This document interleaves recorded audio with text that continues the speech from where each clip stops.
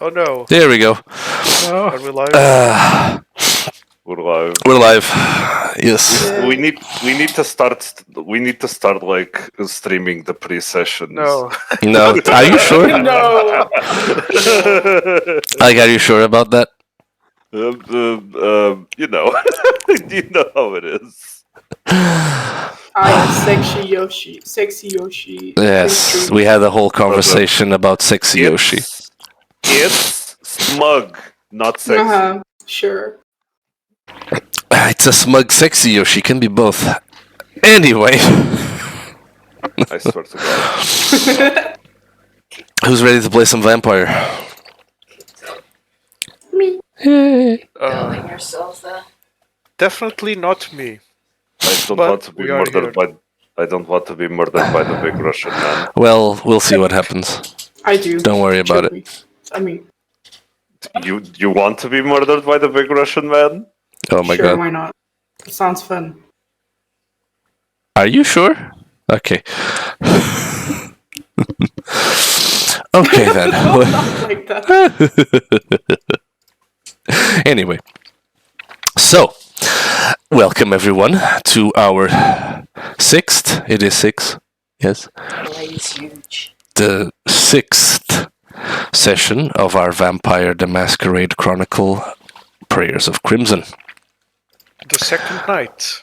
The second night. three. Yes. Look, Oh my don't. God, it is Don't- just the second night. We're doing it again. My god. Time Look. dilation is in full effect. Look, See you in 5 years. That's that's my own problem. None of you have to worry about that, okay? Just shut the fuck up and let's I can't wait play the story. for time dilation to be a plot point eventually. Right, let's stop. Okay. So, last we left off. Oh god, I didn't open my notes. Fucking okay, wait. So This is our fault. I Jesus lost Christ. my notes. This is what happens when nights are 16 hours long. Okay, there it is. Oh no, I actually lost my notes. Oh god. Um, Mm. it will be fine. It will be fine. I also think my notes are on my other computer, so I'm starting from scratch. Wow, wonderful. Let's hope- So none of you write your remember notes on. everything. So none of you like actually fucking have any notes on your character sheets. That's great to know. Fantastic. I wanted to start. I mean, I do. I have no. Huh? I have a couple of notes. I mean, they're not very relevant. You're all bad Teacher's players. pet. I'm kidding. Oh wow. Oh my Rude. god. But she totally is. All right. I have. Everything I was told. Oh my god! Stop being mean. Jesus. Keep being bullied. I know, right? Horrible.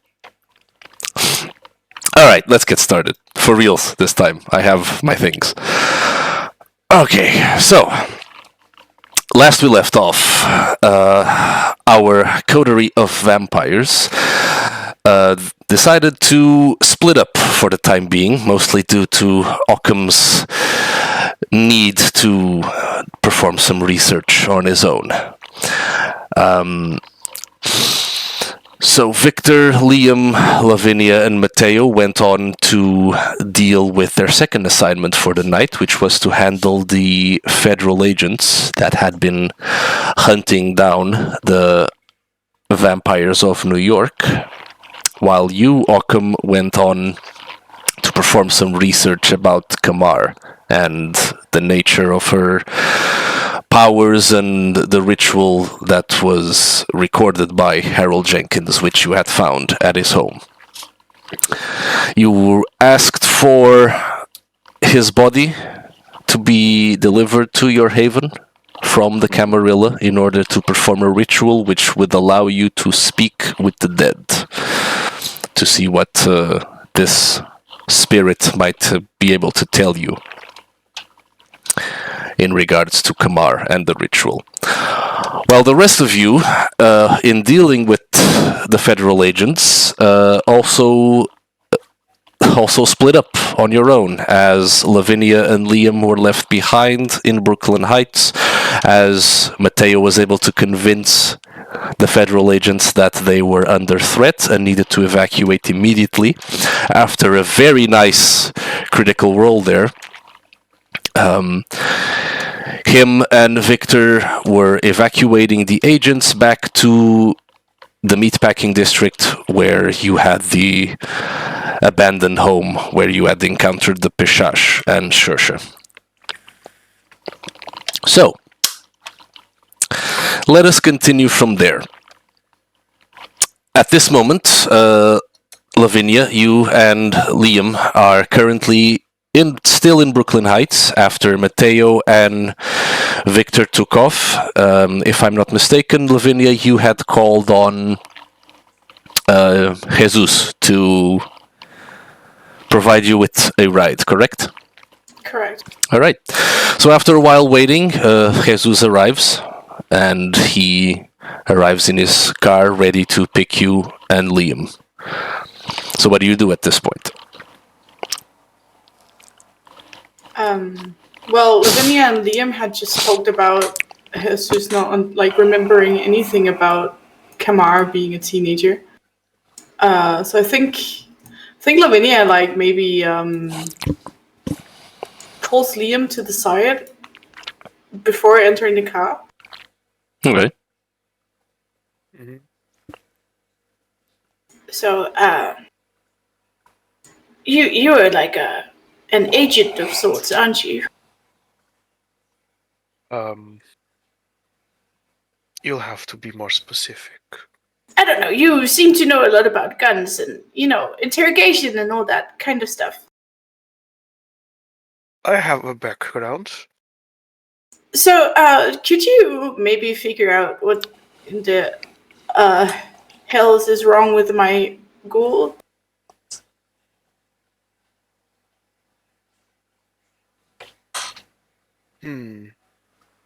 Seems very confused.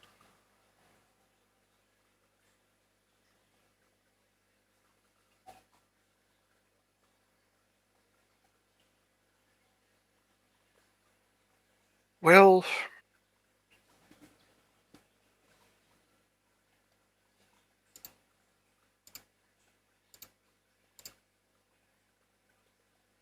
we'll need to talk, yes, but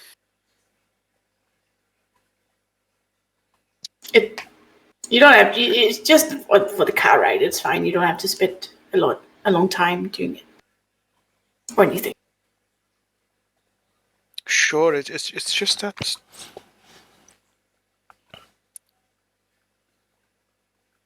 your ghoul seems like a very honest man. Oh well, I don't want you to torture him or anything of the sort. Oh, God no, forbid. no. Why would I do that? I don't. Anyway, is there any way you can figure out if he? I don't know. No, let's go. We need to figure this out. Yes, true. Okay. After you. And she gestures towards the car. All right. As you approach the car, Jesus, Senora, are you ready to go? Yes. I have Liam with me. You remember Liam, right? Yes, of course. Okay. Good. So you remember Liam. Excellent. Why would I not? Are you okay, Senora? Never mind that. Do you, by any chance, have any photographs of Kamar? I mean, I assume not, because you would have not. No, Senora. I I take caution with our secrets, so no. Yes, thank you. I don't know why I asked that. It's quite all right. So where are we headed to? We should be headed to.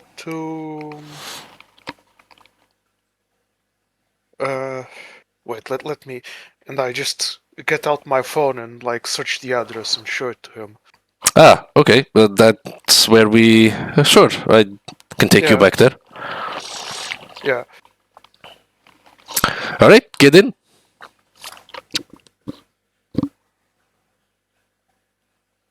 They get in. All right. You both get in the car, and Get in the car. Jesus begins to drive off in the direction of the meatpacking district.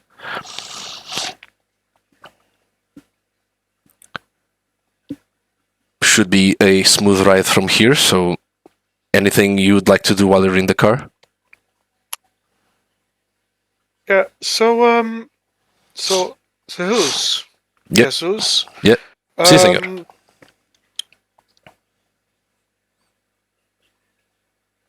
About the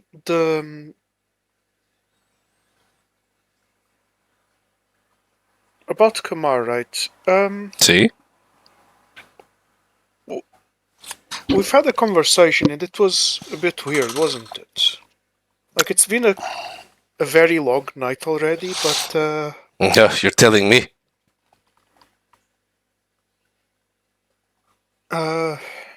can you tell me again what you experienced? Because something's not quite right for me. What do you mean? So I talked to Lavinia here, and we both agreed that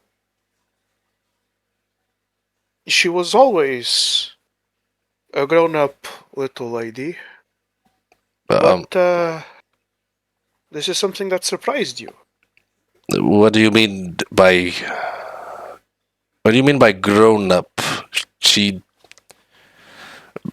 I'm a bit confused. I had this conversation with sister hermana, and I don't understand what you mean by grown up. She's quite young, no? I see. And by quite young, you mean like she's under 10 or something, correct? I believe she said she was 7, if I'm not mistaken. Yeah. I see. So, not to alarm you, Or was but it 10? Not sure. not to alarm you too much, but what I'm getting at is that our realities are very different, right? So you saw something and you remember something, and we remember something else, and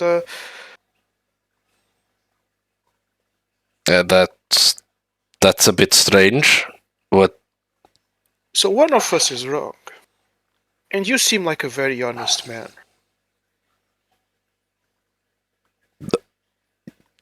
See, So I if you are a very honest man, you wouldn't lie, and if you wouldn't lie, we would be wrong. That is very strange, yeah. because more of us are wrong than you are right.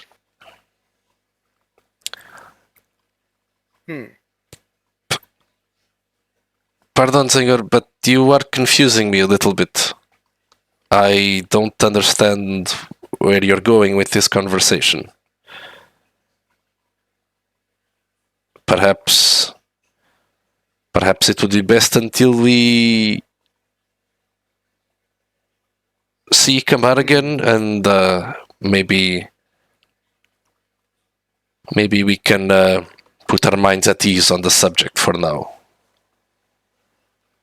Yes, quite. She does have the tendency to come and go as she pleases. Yes, I'm quite sure she's doing all right, and we'll be able to. Well,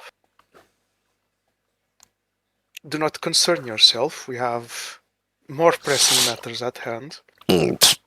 Yes, of course, sir. But still, thank you for your honesty. I I have been taught to be truthful.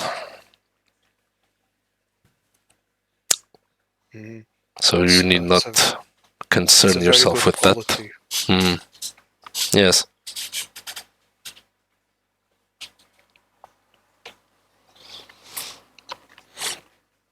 All right. As you continue to make way back into Manhattan proper, into the meatpacking district, Mateo and Victor, you led, in Victor's car, if I'm not mistaken, you led the two agents and the priest back to the meatpacking district. As you are still riding, the priest finishes the prayer and you arrive at your destination. Both of the agents get out of the car, they pull out their pistols, and they begin making their way into the abandoned building. What would you like to do? Oh yeah, Matteo will also get out and try to lead, actually. All right, so you... Like he's checking that it's all clear and safe for them to go in. Okay. Are you pulling out any weapon, or are you just making your way unarmed inside? Hand on the holster, just in case. Okay. What about you, Victor? As Mateo leads the federal agents into the building where you confronted the Pishash and Shersha, what do you do?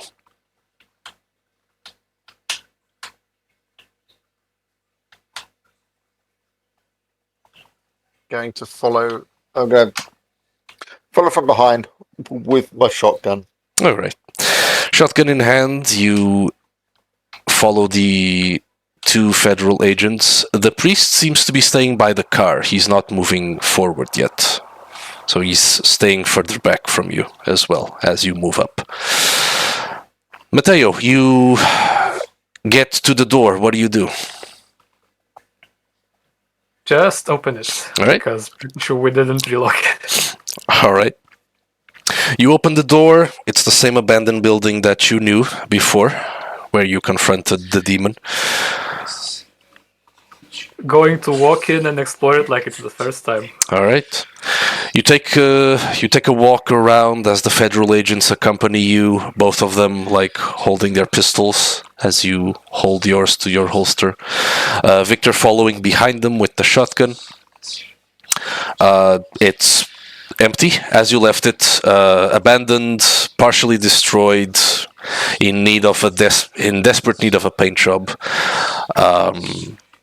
Bottom floor is clear, and as you make your way up the stairs with the federal agents, it's also clear as before. One of them looks to you. Well, this is a proper mess, huh? You sure this is the right place? I didn't think it would be such a mess, but this is the address. At least it seems all clear, but it's as if some of those paranormal YouTubers got in here or something. Yeah, no shit. Tactical has a sense of humor, huh? Yeah. All right, let's bring the equipment inside, and I'll call HQ. Let them know about the transfer. Yeah, we just need to hold out here through the night, and then we'll be safe to move. All right, no worries. All right, help me up. I'm gonna go get the stuff, and please, you can go ahead and tell. You can go ahead and tell Brother Thomas that it's all clear. He can come in. Yeah, and Matteo will try to help them out, but also watch the guy if he actually tries to communicate with HQ. Matteo will have to actually shoot him in the face. All right. Well, the back of the face. In the face. Well, for now, one of the federal agents stays inside as the one you were talking to. He starts heading out with you. Wait, can I get with one of them alone? You can certainly try. What would you like to do at this point? Like, if they split up, Well, I'd like to motion him a little bit. with me? Well, at the moment, the priest's outside, next to Victor's car. He's waiting for the all clear. One of the federal agents is heading out, and you have one, and you have Victor with you inside the building, and one of them's also staying inside. So, Can you remind me their names? so it is. You have Special Agent Anderson and Special Agent Andrew. Okay. And the priest. And the priest, which is Brother Thomas. Alright, and which one is the one remaining with us alone? The one remaining with you alone is Special Agent Andrew. Special Agent Anderson is the one heading outside, picking up the equipment that he left inside the Victor's car. Anderson was the nerd, right? Anderson was... Well, he's... The what redhead. do you... Yes. Or am I mistaking them? Yes, he's short red hair, yes. Perfect. Although I wouldn't say that he would be a nerd because of that, but sure. I remember him being nerd. No, it's fine, keep going. Doing with the computers and shit. Well. Anyway, since we're alone with just Agent Andrew, I'm gonna give him like a very serious look, and while we're alone, there is some suspicion that we have a leak, and it might be one of you three. Shit, are you for real? Have you noticed anything suspicious about the other two? Make a charisma and persuasion roll with difficulty 3. Can I have my awe up? It's free, so you can turn it on as you start interrogating him. Yeah, sweet. Okay, it was charisma and persuasion? Charisma plus persuasion, and you can add your presence as you activate awe.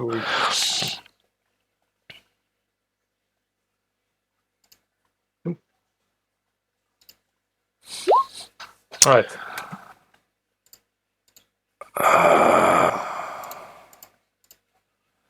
5 successes. Okay. Oh my god, was the first roll of the day a successful one? I know, right? This is unheard of. Yeah. That's because you weren't rolling. Exactly. Wow. Exactly. Me or Lucy, to be fair. Yeah, Mm. yeah. Yeah. Yeah. That's true. All right, so 5 successes. As soon as you ask the question and you use the power of the blood to make yourself extra charismatic, you notice that he immediately he stands up a little straighter. He puts his gun back in the holster as everything's clear. Well,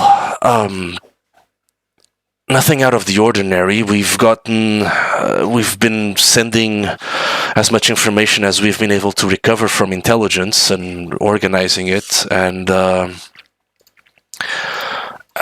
the only odd things that's been going on where we were was,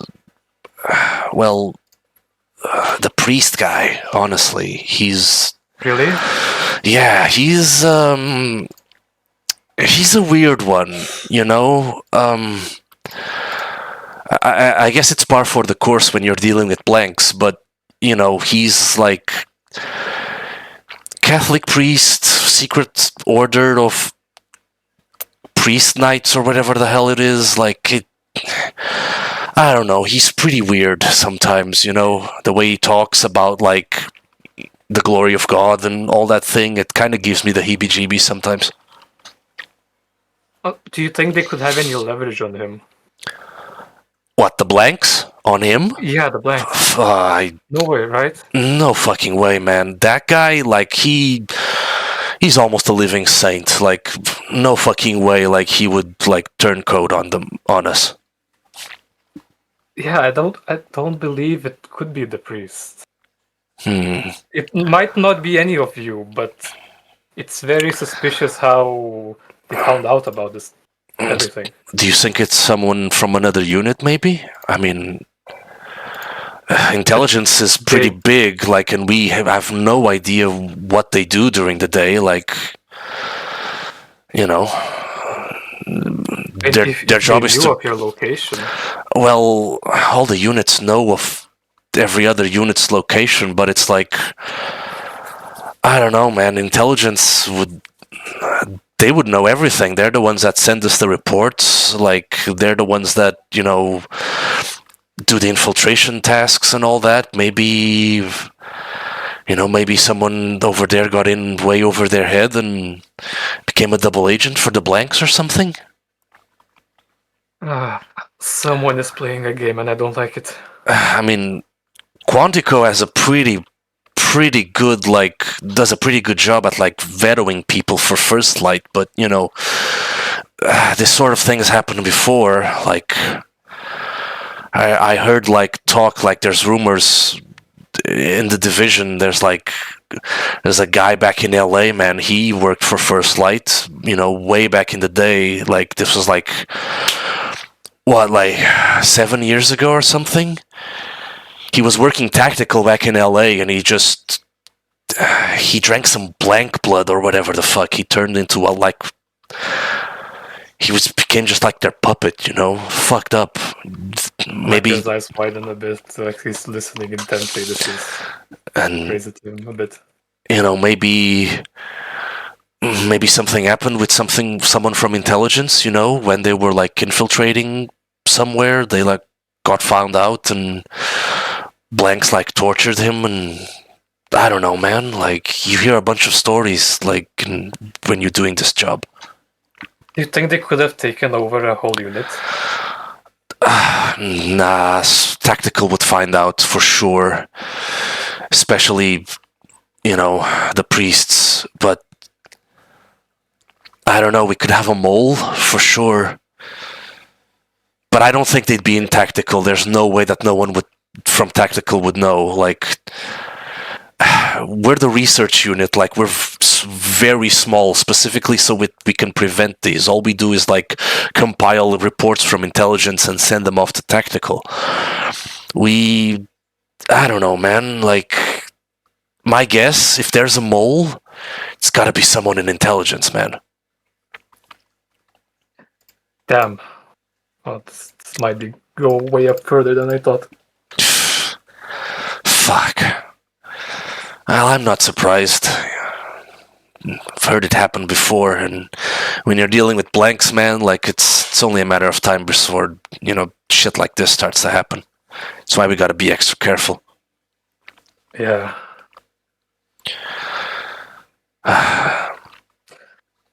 In a way, you've reassured me. In a way, I am more troubled now. Yeah, I wish it was. I wish it was, I wish I had some words of comfort, but when dealing with a threat like this, man, it's rough. We should keep radio silence in case there is a mole. They might still betray our new location. Yeah, at least for the night. We'll have to report to tactical eventually, but yeah, in the morning it should be safe. Yeah. Let's do that. I'll let him know not to keep any contact, and let's get everything inside. We need to start compiling some reports. Yeah, let's get settled then. All right. At this moment, you see, like, Agent Anderson. He is making his way back inside. Brother Thomas is behind him as he's carrying some of the electronic equipment that was left in Victor's car. All right, so where can we set up? Look around the place. Just find, like, a little table or something, and yeah, like, he starts taking something. Like, we didn't bring none of the monitors or anything. Let's you got anything around here? Anything in the car we can use? I am afraid I didn't prepare for that. Do you have to do this right now? I mean, it's probably best we start compiling some reports to send to Tactical. They'll want to know what's been happening in the morning. The little bit of a blunder here without a monitor. Yeah, I can go get something. I guess there's bound to be like some sort of like 24/7 shop or something. I don't know.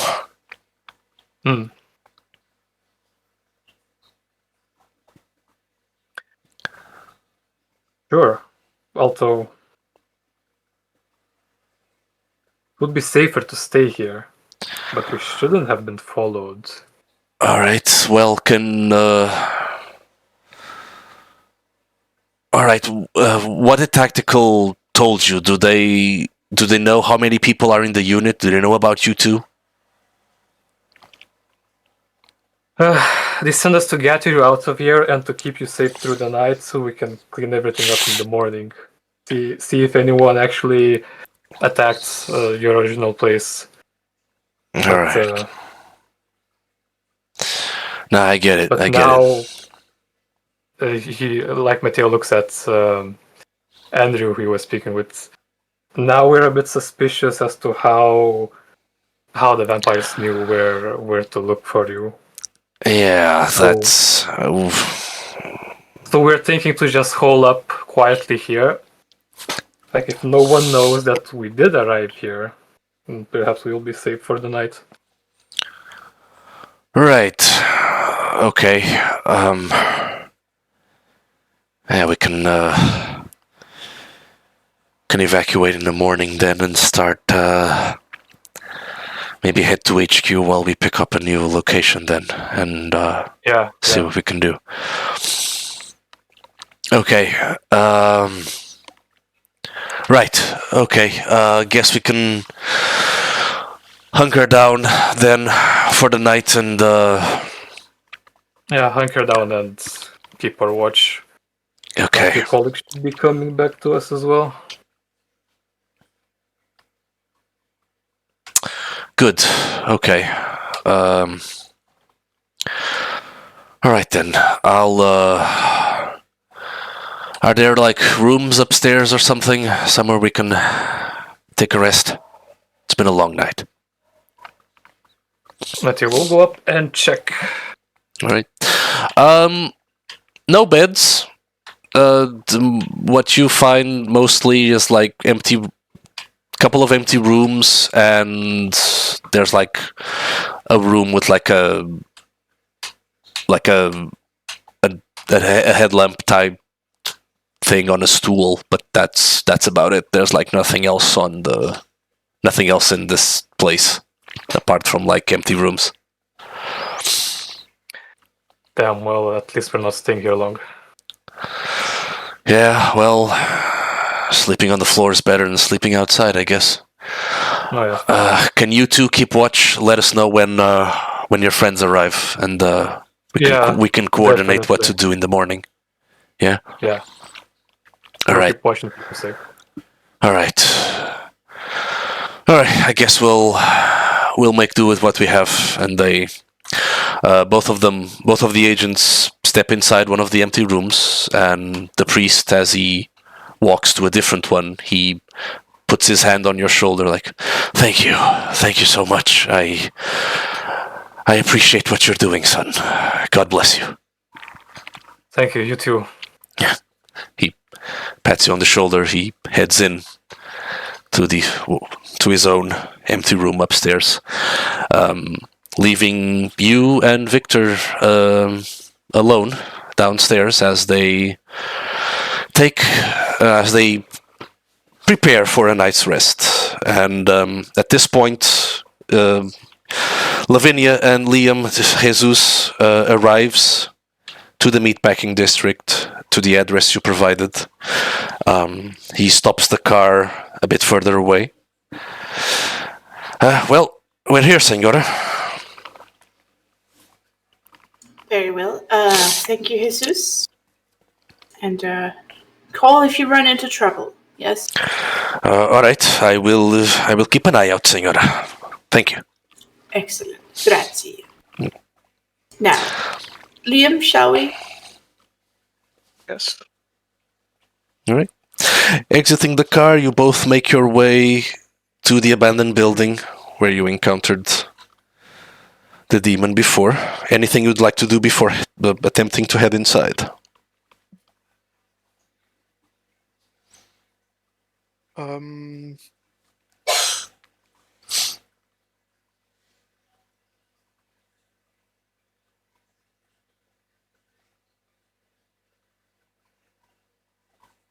No? No? All right. Question mark? Okay. So, you're both standing at the door. Do you head inside, or does anyone, or Mateo or Victor, are you taking a look, keeping watch, or? Yeah, Mateo is probably gonna come down and watch the street. All right. So, as you're both downstairs, waiting for Liam and Lavinia, eventually you do spot them arriving as they slowly start making their way inside.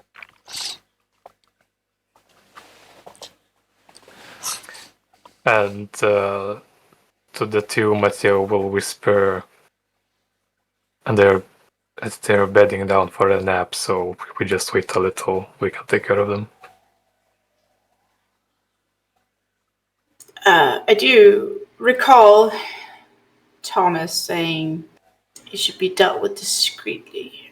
I mean, if we could somehow get rid of them without leaving stain, we should. Did he? I thought he said to leave a mess for someone to find. I don't quite recall him wording it like that. For clarification, Mateo, the harpy Thomas did ask you to keep things discreet, to not, to not handle this assignment in a way that would draw attention. Huh. So, I believe if we could somehow scare them all the way to China or something, that would be excellent. Scare them? Thomas told us to kill them. He did no, he did not. He absolutely did not tell us that. You see, He called it wet work. well, listen.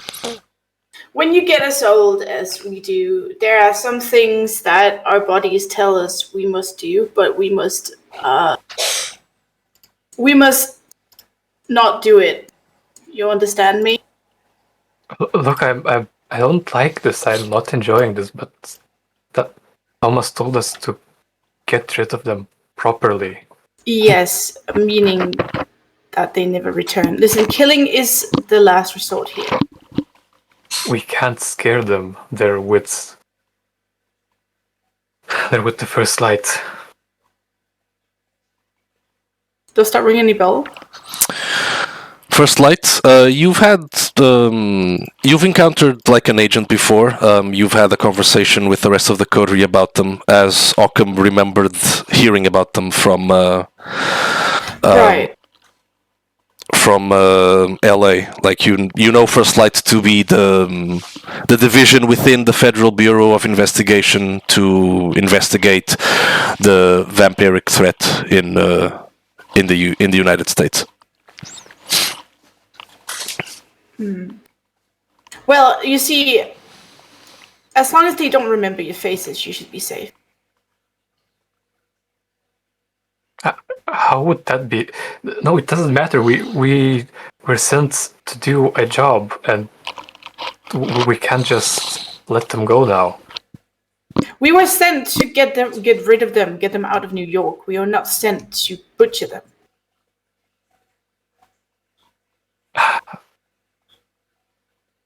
I feel confused because that's not how I remember our assignment. I'm pretty sure we need to kill them, but not leave any sign. We don't need to. It's last It is the resort. only way, to be sure. Is it? Yes. Because killing them is going to leave a bigger mess than not.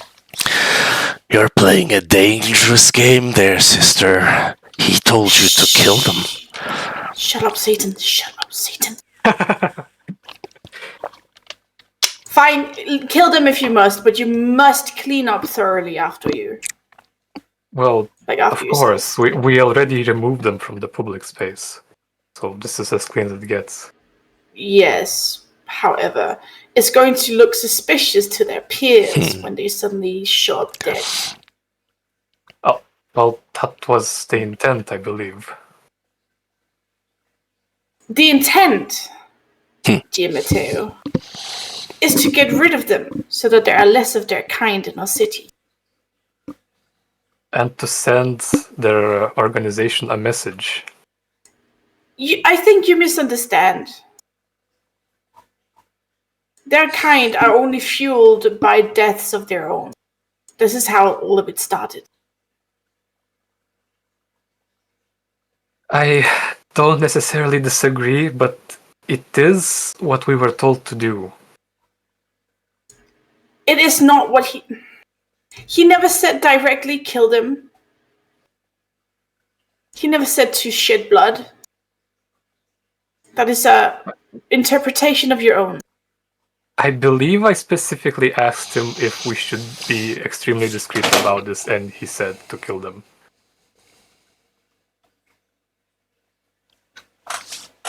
I believe you are not correct.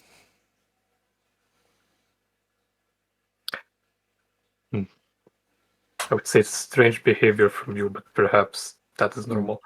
Does somebody want to call and ask, maybe? It will show that we are incompetent, and if there's anything our dear Thomas dislikes, it's incompetence. Well, if we make a wrong choice, we'll be incompetent too. Okay, I will cut it out for you straight here. The reason why the Second Inquisition is here is because we, as in our kind, were not discreet enough, so they caught whiff of our existence in New York. They are looking for what we are trying to do. They are looking for clues. If we kill these people, we are going to give them clues outright. But either way, they have to disappear. So either way, there will be clue. I'm sorry. Not if they leave on their own volition and is still alive. Do you understand me? They know. They don't need clues. They know. They're just gathering information. That's what I mean. If their agents disappear, they're going to think, where were they last and what information have they got? They're going to see this as a hotspot. Even if 3 of the agents suddenly decide to leave, it will be suspicious. I don't disagree that it might attract their attention, but this was the task, and they already know that we're here.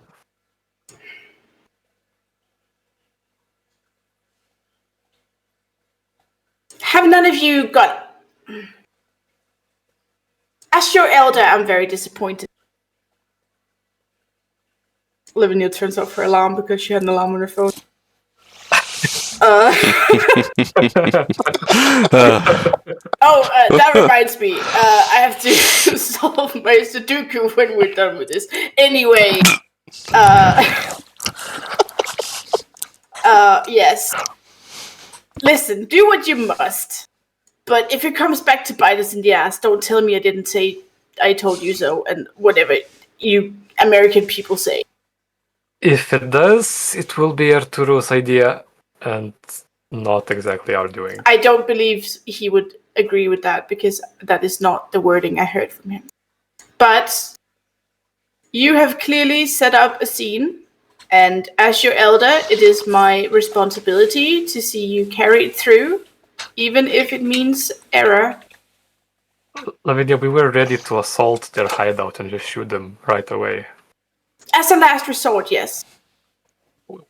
Approaching... never mind. Liam, Victor, let's deal with them. Do we think maybe we could take one prisoner? Maybe extract information? I believe I asked Arturo if we should, and he said to not bother. Very well.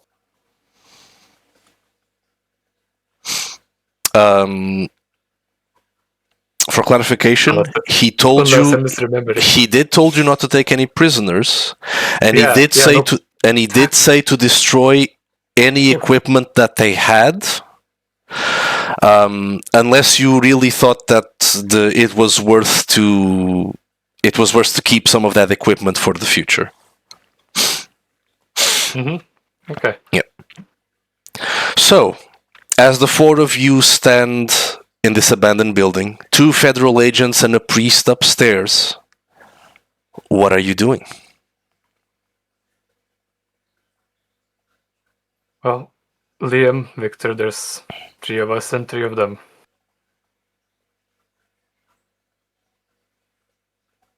Well, Can I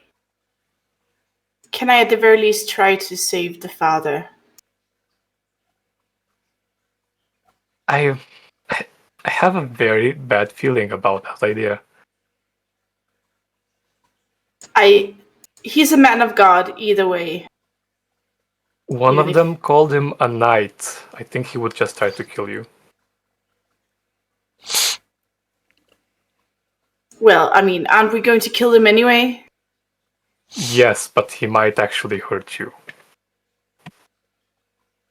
This is not unlikely, but... Besides, we cannot leave any of them either way.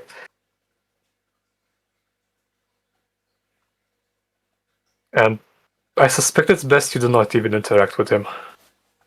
But what if he seeks forgiveness for his sins? It would only make it harder for you. I think he would try to do the opposite for you, except he would try to burn you first. How can you know without having given him a chance? Because I talked to the other guys, and they think the priest is weird and slightly scary. And that's coming from vampire hunters.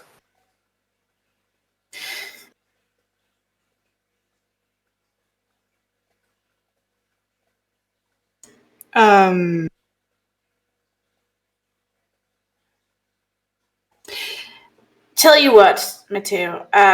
If you can bring me something of this guy's belongings, please, and I'll make a decision afterwards.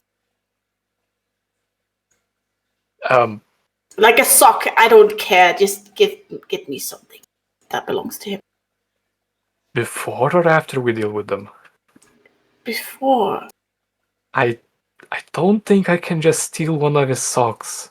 Well, I don't know. Ask him for his rosaries. Listen. I need to know if we're doing the right thing or not. No, I might be able to help you with that. Ow. We should just kill them while he's sleeping. Not We should. We should. Maybe, but I don't believe I agree with this. If you want to try, then you try, but just know you may get hurt.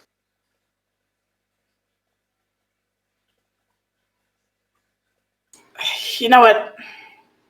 And she pulls out her phone and she calls the harpy. Ooh. All right. So you dial the number and you call the harpy, Thomas Arturo.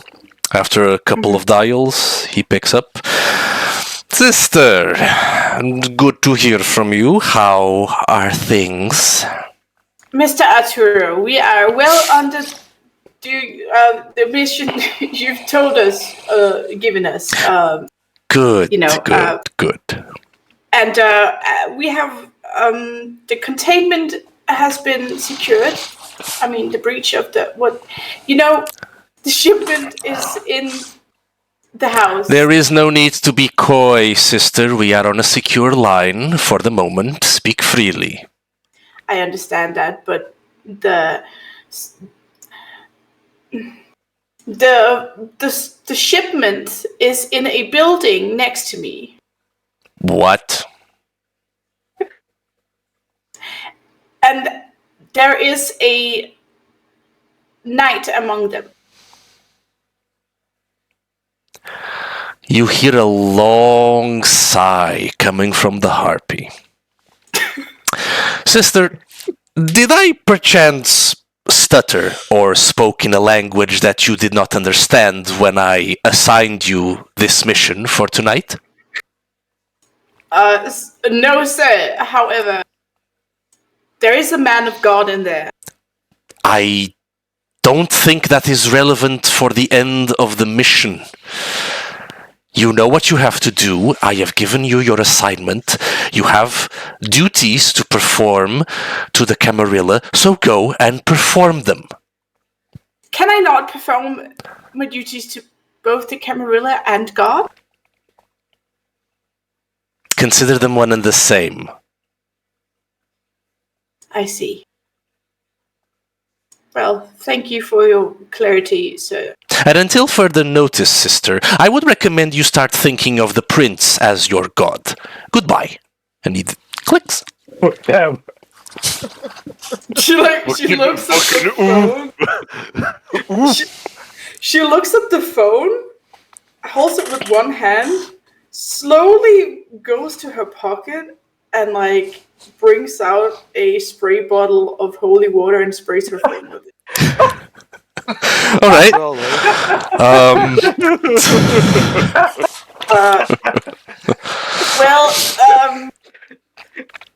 Let me just say that I don't think he agrees with my interpretation of the mission. So why don't you guys do what you have to do, and I will pray to God about it. Mm-hmm. You can give them the rights and whatnot. Yes, I would like to do that. Okay. Yeah, Matthew looks to the other two and heads back inside. All right. So, Mateo, Liam, and Victor, you are... What's the plan here? What are you guys doing? What weapons do those two have? You don't know at the moment. You saw them. You saw the agents. They carried 9mm handguns in their holsters. You didn't see the priest with any weapons on him that you could tell.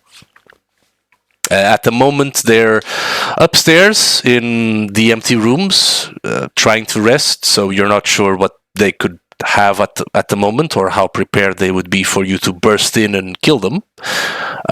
So, what's the plan here? What are you all doing? So they're in a room with a locked door, right, or a closed door?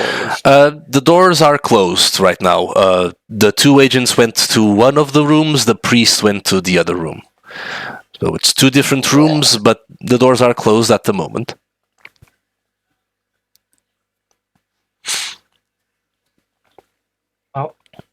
Split up, sneak inside, aim at all of them, ideally, and as soon as we hear a gunshot, we all fire together.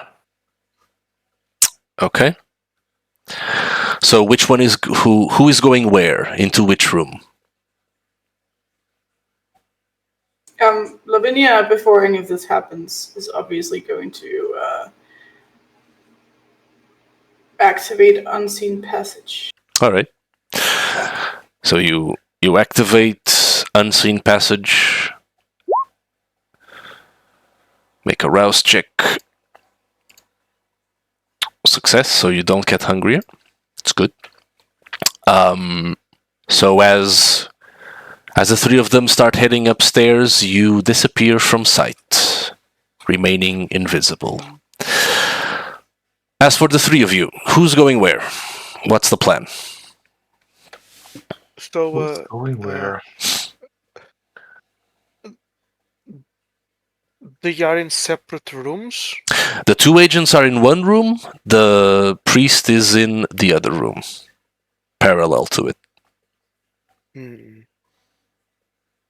Matteo will point out the priest's room for any of the other two to head towards it. All right.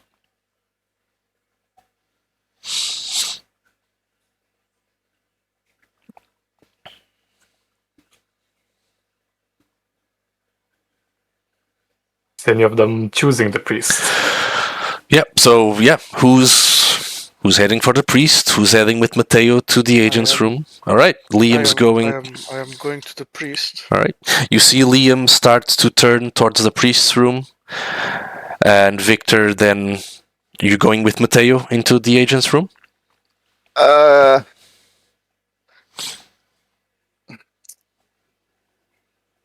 Problem is, I have a rather loud shotgun. Well, all our pistols are unsilenced. Oh, okay. It doesn't matter. So yeah. Oh yeah, I'll go with Mateo then. All right.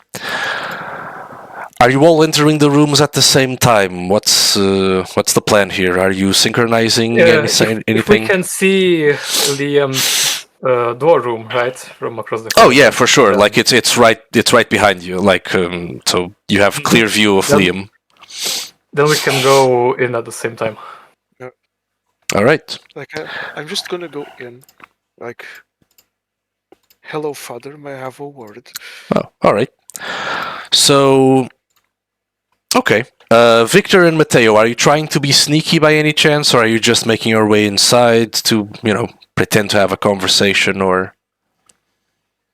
Do we know if they're asleep or? You'll have to open the door. You can try to open the door quietly to peek inside if you'd like. I am not sneaky. Alright, we'll have a little knock and head inside. Alright. You knock at the door. No response. Okay, open it and creep inside. You gently open the door and creep inside. You see the two agents on the floor. Both of them seem to have found not blankets, but something to cover them a little bit. You notice that there's like a small wardrobe-like stand in the corner of the room. It has seen better days, but apparently they found something to cover them with. Not exactly blankets. They seem to be like tablecloths, but it'll do in a pinch. And both of them seem to be using their coats as pillows. You can hear one of them faintly snoring, some sort of apnea perhaps, and the other one's just rolled over to the side. None of them seem to move as you creep in. Liam, you knock on the door, you head inside. As you greet the priest, you see he has his back towards you. He's just kneeling in an empty room. He seems to be praying. You hear him muttering a couple of words. Mm-hmm. He does not seem to respond to your presence at the moment. Well, I will close the door behind me. All right. Close the door. Just gently. Close the door gently, and you are alone as the priest continues to pray. Mateo and Victor, as you creep in, the two agents are asleep. What do you do? Ready a weapon with a slightly shaky hand. All right. You aim your weapon. And Victor, what do you do? Yeah. Can I do some kind of check? So, do I need to do some kind of check to make sure that they are actually asleep in these makeshift beds and it's not just... Of course. Make a wits plus awareness roll with difficulty of 2.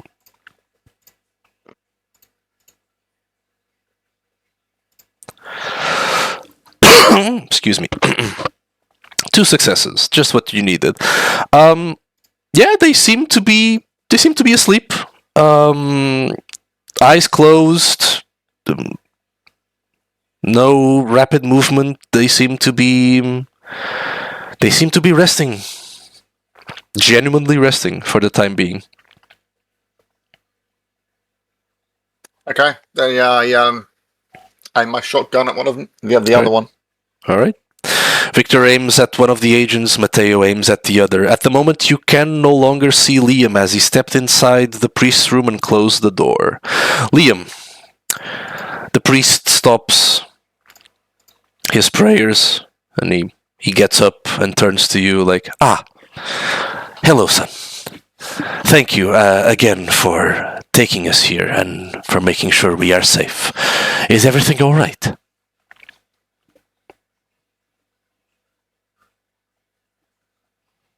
Well, I never got the chance to ask, but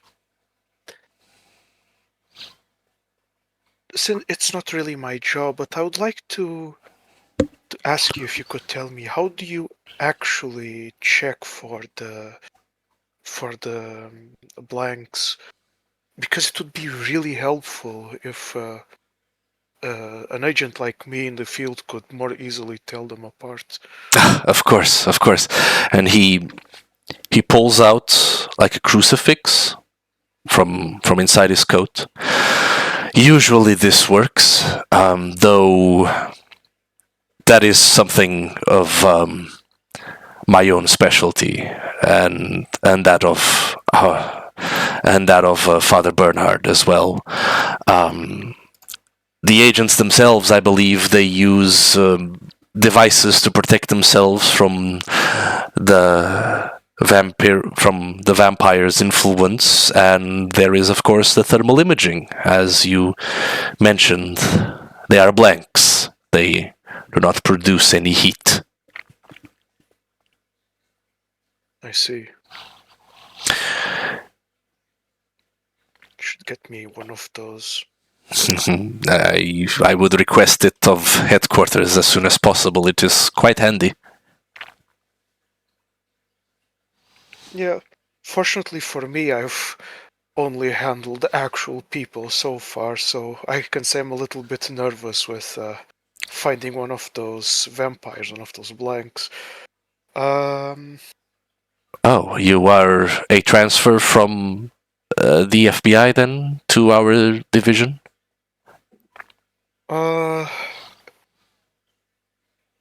Let's say yes, the FBI. It's a good approximation. I do not understand what you mean, son. So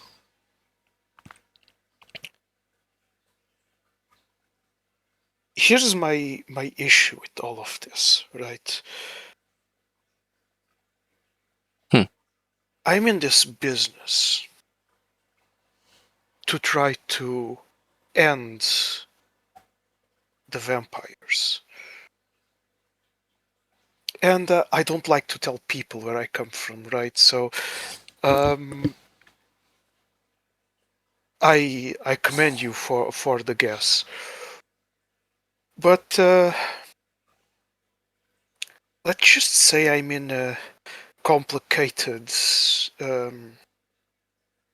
position of infiltration right now. And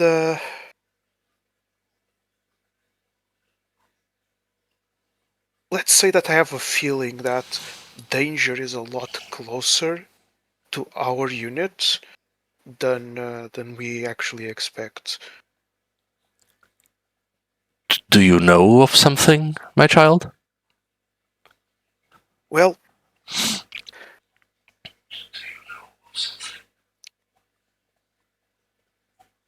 don't you think that our moving here was very sudden? Well, it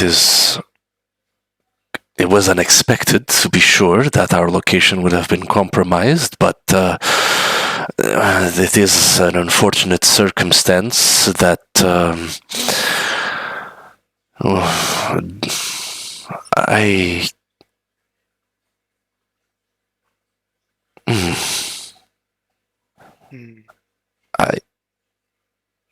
that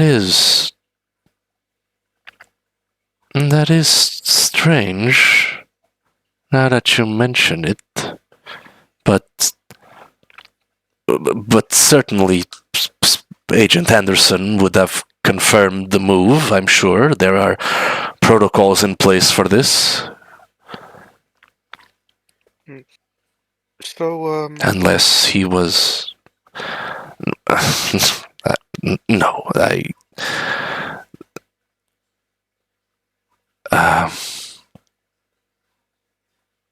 Would you suspect Agent Anderson would be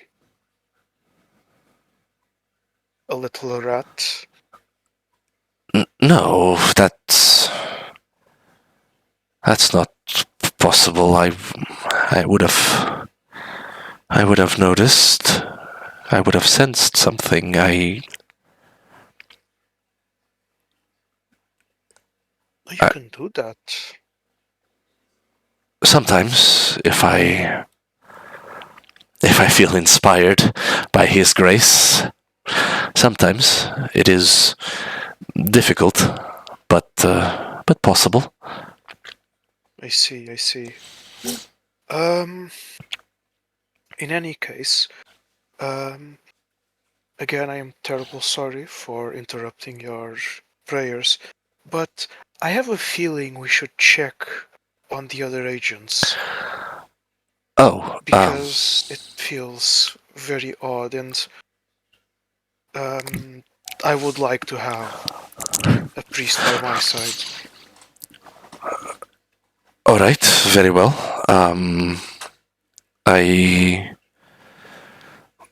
Let us go then. Perhaps it would be best for us to all be up at any rate. Now that you are here, we need to make plans as well for the morning. Correct. All right. Please, after you. Certainly. And I just open the door for him. Now, as he opens the door,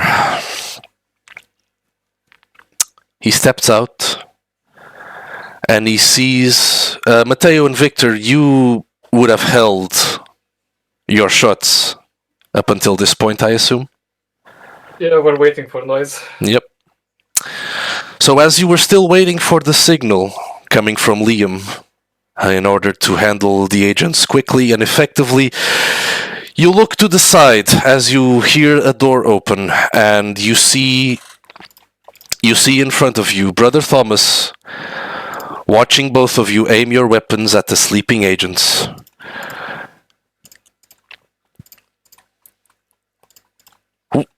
And he immediately looks at you. What are you doing?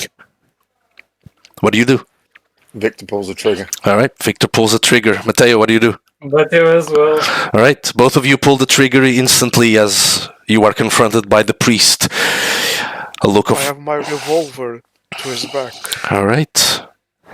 Right to his back, is he feeling your revolver or are you just aiming it at him? No, just aiming at Okay, just aiming at him. You have aimed the revolver at his back. Victor, you pull the trigger. Matteo, you pull the trigger immediately after. Blood splatter. I yell, Father, get on the floor. There's blood splatter. The agents stand no chance. They are immediately dead. Victor's agent is particularly mauled by the shotgun. It is a quick and instant death, though quite bloody. Lavinia, you hear gunshots from upstairs. Do you stay where you are?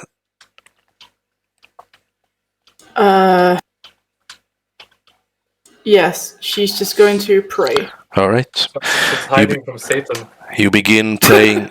You begin praying as you hear the gunshots, still invisible, thanks to your unseen passage. Liam, you tell the priests to get on the floor. He, however, quickly turns towards you and he sees the revolver. What do? Well, I give him a moment to act because I'm pointing. A look of shock on his face, but he quickly starts getting on his knees. He puts his hand up. What is the meaning of this? What are you doing? Well, when I told you to get on the floor, so I had a clear shot to them, but I just shoot him in the head. Death is instant. What weapon are you using? Are you using the 22? I'm using the revolver. The revolver, okay. Death is instant as you leave a hole in his head, blood splatter behind him. the look of shock frozen on his face as he collapses to the floor, dead.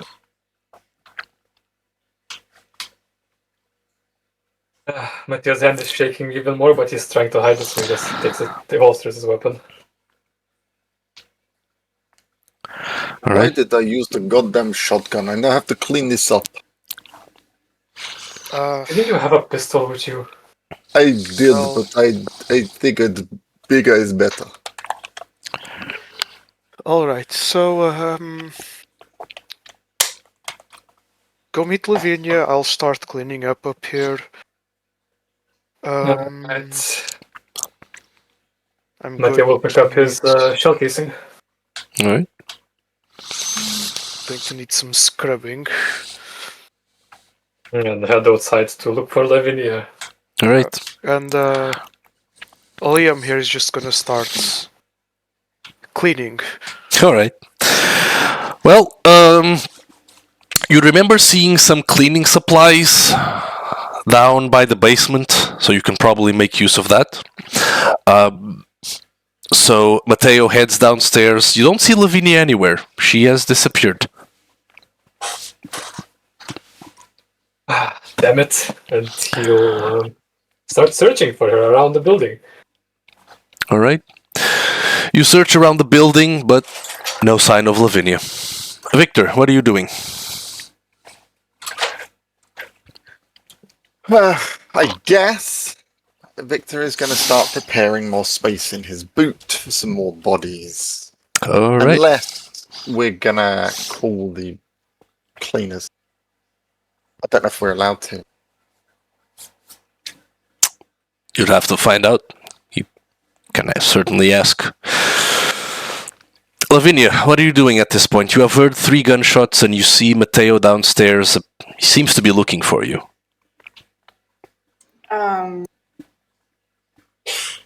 She's going. As he's about to turn around, she's going to grab his wrist. All right. Mateo, as you're walking around, like you sense something, grab your wrist, and then you see Lavinia visible once more. He's on it, like from behind? Yes, as you were moving away, like you sense something, grabbing your wrist, and as you turn, you see Lavinia there. She didn't make her presence known in advance, and he's on edge, so he immediately pulls his weapon to aim at her. All right. Wait! Gets startled by her. Wait! That's how Lavinia died. It's me! Damn I it, just- Lavinia. Sorry. Holstered. What the It's a heck? pistol, she wouldn't die. What? Is it done? It's done. It's done. Fully done. Well, It's a mess, but you can go up now. thank you for keeping your promise. And I think Lavinia will indeed go upstairs and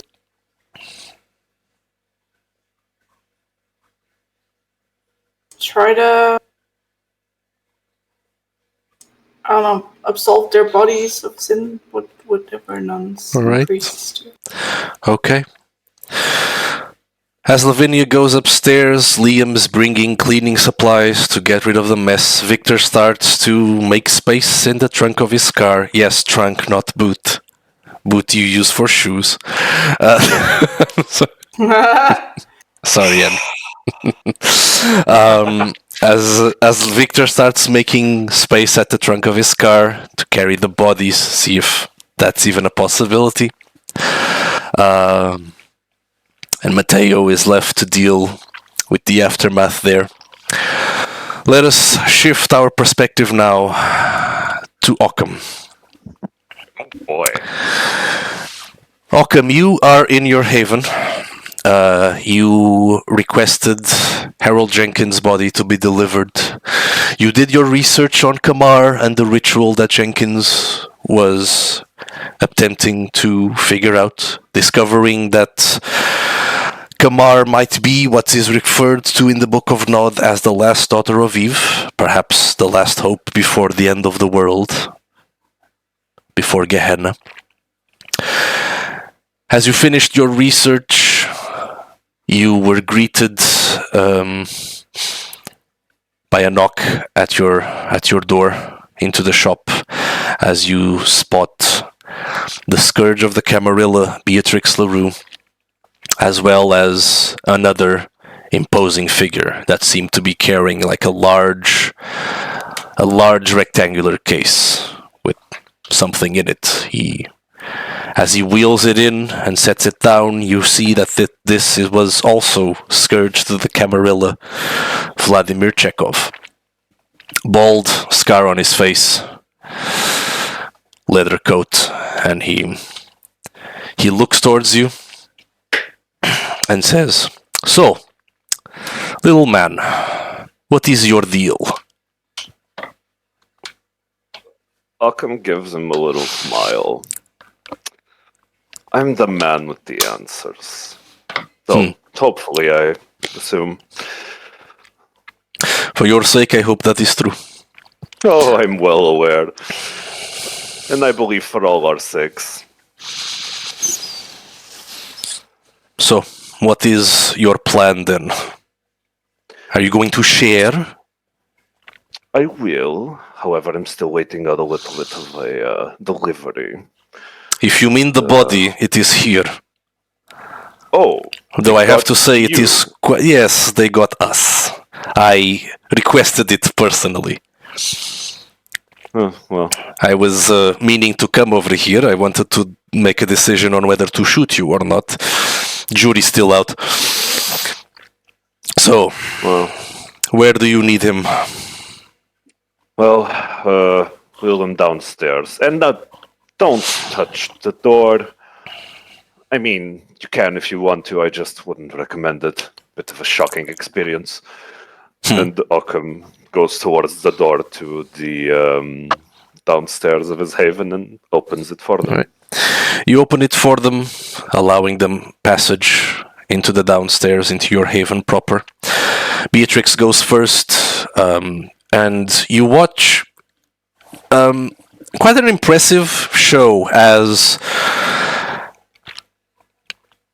Vlad sets down the large rectangular case, and you do notice now that, yeah, it's big enough for a body for sure. He sets it down after wheeling it into your shop, and he just picks it up, puts it over his shoulder, and he starts heading downstairs. Quite the spectacle. Didn't know they came in that size. Well. As you head down after them, Vlad notices like one of the empty tables, big enough for the body there, and he points at this. Good?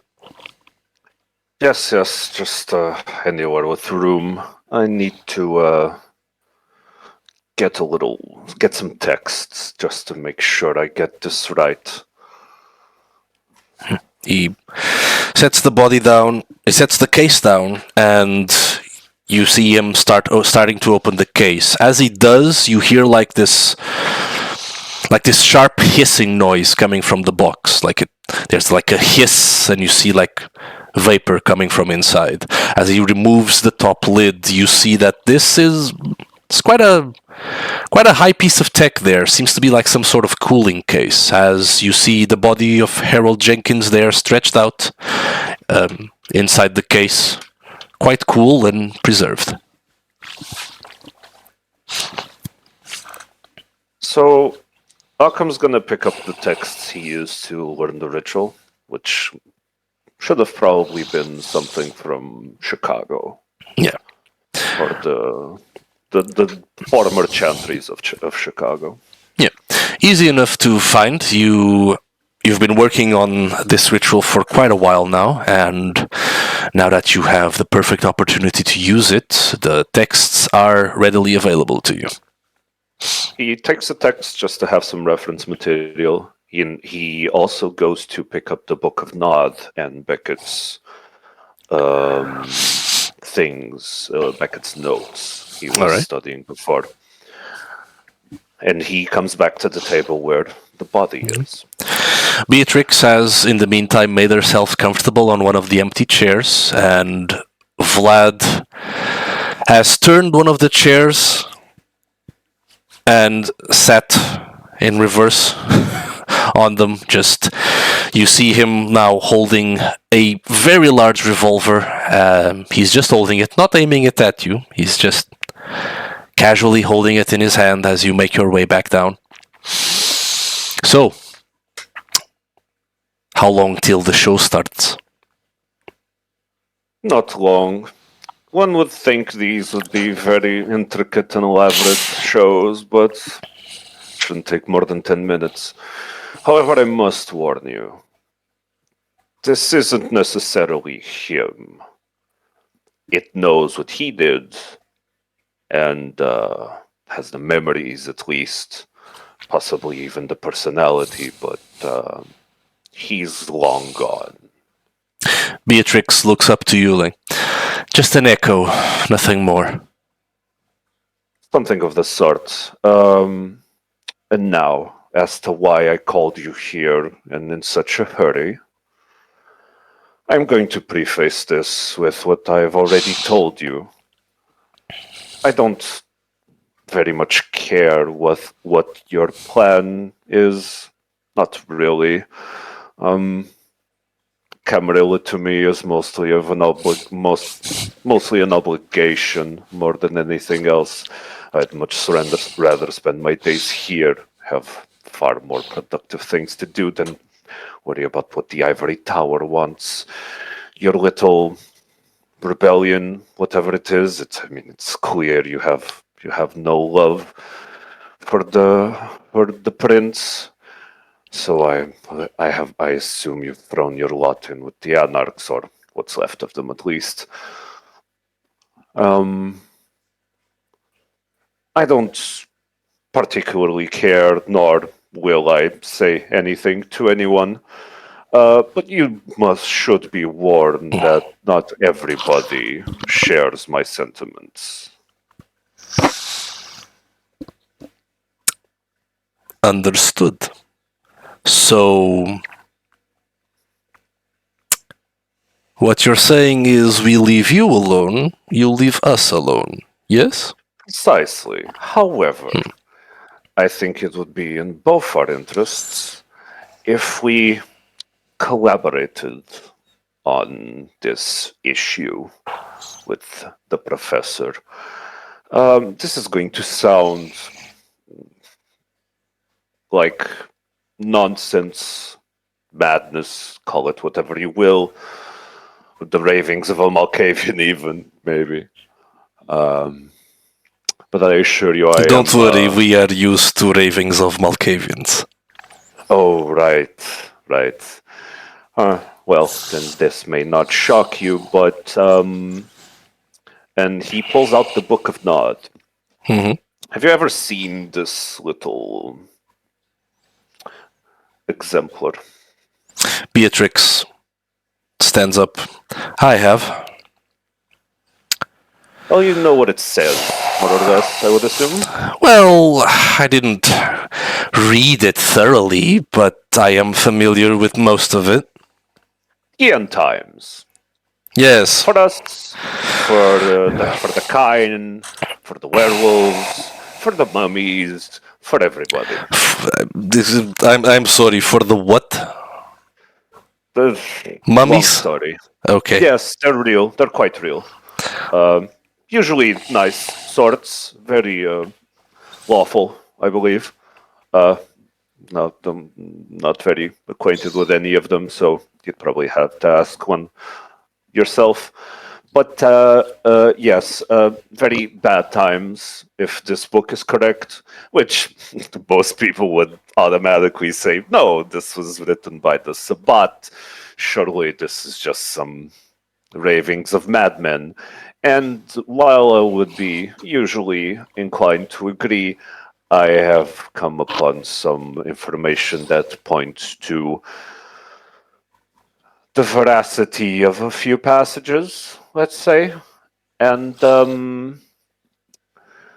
well, I believe the professor did as well. Hence his current state of being. And what passages exactly are we talking about here? Well, the few ones referring to the last hope for all that exists. Something about a woman of the moon that would present the last hope for salvation in And the you face of oblivion. and you think that Harold found this woman? Oh, That I'm he sure was- he did. All right, so I'm sure he found out quite a lot.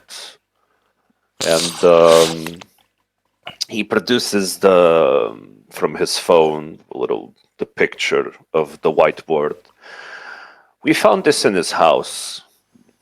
As you can probably see from looking at it, it sounds like nonsense. But after you parse it, remove the fluff, inquire about the true meaning of whatever is written there, you get a bunch of references to a bunch of how do I put this, supernatural entities, and all of them pointing back to the moon. so Vlad But takes the it's- phone from you, and he looks at it like. You see Beatrix like keeps a distance, but she approaches from behind and tries to look at it, but she's keeping a distance for some reason. Demon, faith, God. What is this about a paradox? Yes, well, I haven't worked out all the kinks yet in my little theory, but Faye. two of them have been proven correct thus far. Which ones? Well, the ones about us, our blood, and the ones about demons. Which is Are you quite interesting. actually telling me that demons are quite real? Oh, extremely, and they're not very pleasant. Wonderful. Faye, is this about... what was it that the Scot said? Milklings? Milklings, possibly? The changelings, you mean? Right. The fairy people, Peter Pan and all that. Yes, of course. Oh, yes, quite. Possibly. I'm not sure myself. I So, believe the professor was a bit further down the road. Faye soul. So a brain from a changeling? Who knows? The flame from a demon would also not be necessarily what you'd expect, though quite literal, actually. But well. So, Wrappings of what? Reborn? Who? Is he asking who is reborn, or was he supposed to say who was reborn? well, if you use a little bit of This is a little bit of a mess here. yes, so this is what I wanted out of you. You are fully aware I, how do I put this, don't give a rat's ass about your falling out with the Camarilla. Maybe just don't shoot me when shit hits the fan. Maybe. I'll make a note of it. It would be nice. And we both get what we want out of our little exchange. The professor doesn't know me. He never did when he was alive. He would have no inclination to be honest with me or to tell me what's going on. He does know somebody else in the room, however. And Occam turns to Beatrix. And you think that through the ritual I'll be able to talk to him or something. Yes, and get us the information we need. Oh, and say your goodbyes or whatever you need. I don't. Right. You'll have your 15 minutes, I'm sure. This is all either an incredibly elaborate wild goose chase that will have no bearing on the fate of the universe, or it is our only hope to not die horrible final deaths. And I really want to figure out which. You see Vlad turn to Beatrix. He gives her an inquisitive look. She looks at the body and turns back to you. All right, do it. Wonderful. So, please take a seat. This will be a few minutes, and hopefully it works. I really wouldn't want to be on the business end of that little thing you have in your hand. No, don't worry about it. This is just precaution. Yes, well, I'm not going to throw lightning at you. It would be the last thing you would do. Please, proceed. Anyway, and Occam starts performing the ritual. All right. Beatrix sits back down on the chair, and you start performing the ritual. So, the ritual is called Calling the Aura's Remains. Remnants, but yes. Remnants, sorry. So, first of all, make a rouse check as you begin to use your own blood to perform the signs and incantations that are needed to awaken the aura once again. And you fail. This is a waste of time, Occam. What do you hope to learn from the dead one, anyway? Well, I'm a big proponent of going to the source to figure things out. He was a madman. You should be focused on other things. If you want to prepare for the end of the world, there are a couple of things you can do right now. Well, while I'm sure you are correct, I don't think that would really bode well for my well-being. I'm not sure. You could learn something from these two, especially from her. Well, need I remind you that while being dead does slake your thirst, it is a rather permanent solution to a temporary problem. Anyway, busy, bye. You ignore the voice in your head and continue to perform the ritual. After a few minutes, the sigils are prepared and you begin the incantation. At first, nothing happens. A few minutes goes by and you continue with the incantations, repeating it. Make a intelligence plus blood sorcery roll.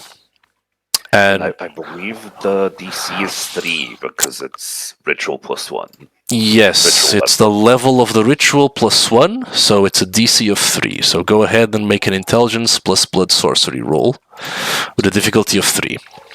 Full size 2, difficulty 3. 4 There we go. successes. Nice. Very good. So after a while of nothing happening, eventually your words begin to find additional purchase.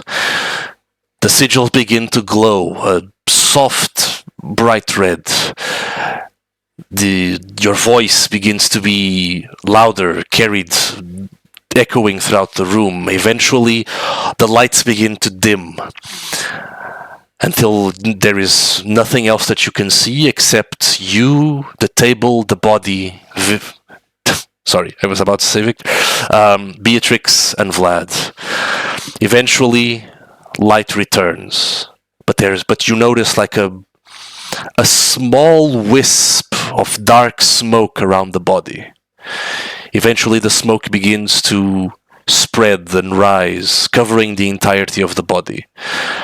From it, you see a hand made entirely out of smoke black just emerge from within, and it pulls itself up, and another hand, and almost as if pulling itself from the body, now engulfed in smoke, you see a shape, and that begins to take form.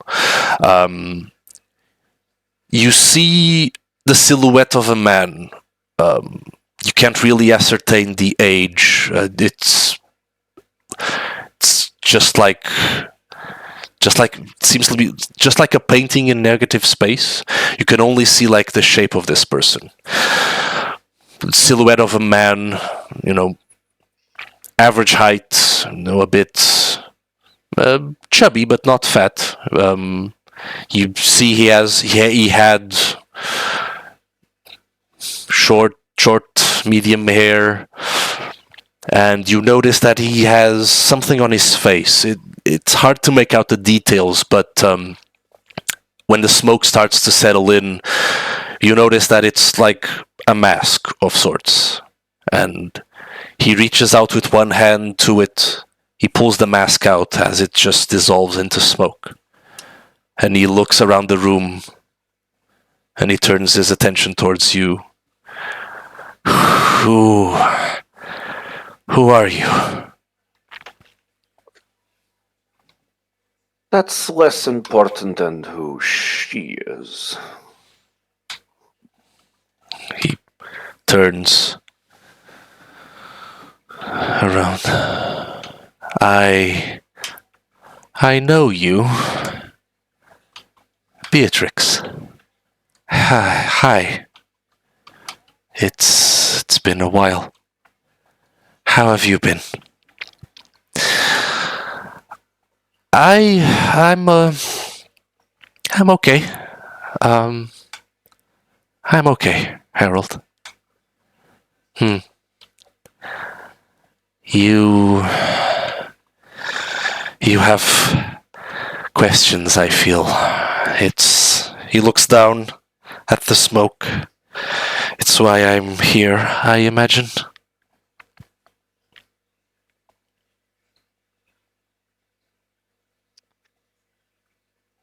Well, that was a short-lived reunion, but yes, questions. So we and Beatrix were wondering, are you aware of your current situation? I have been killed.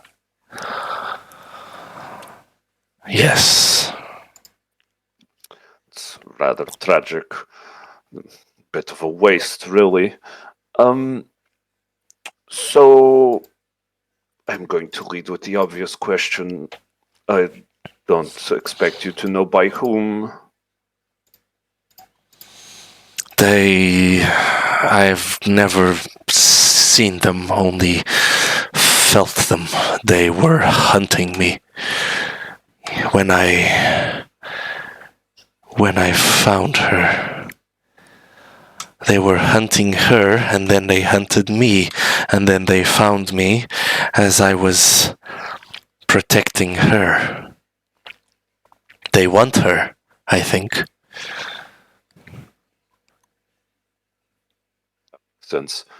That makes sense. Where did you find her? I went to Turkey for a while. I was doing some research on some personal interests of mine. I had a lead that someone gave me. So I went, hired a crew, went into the desert, crossed the borders on foot, and I ended up in a little village. Her mother had died, or so everyone thought. She had just disappeared and left her. I I was told I needed to bring her to help her, so I did. But they started hunting me. I couldn't get a good night's sleep, and then one day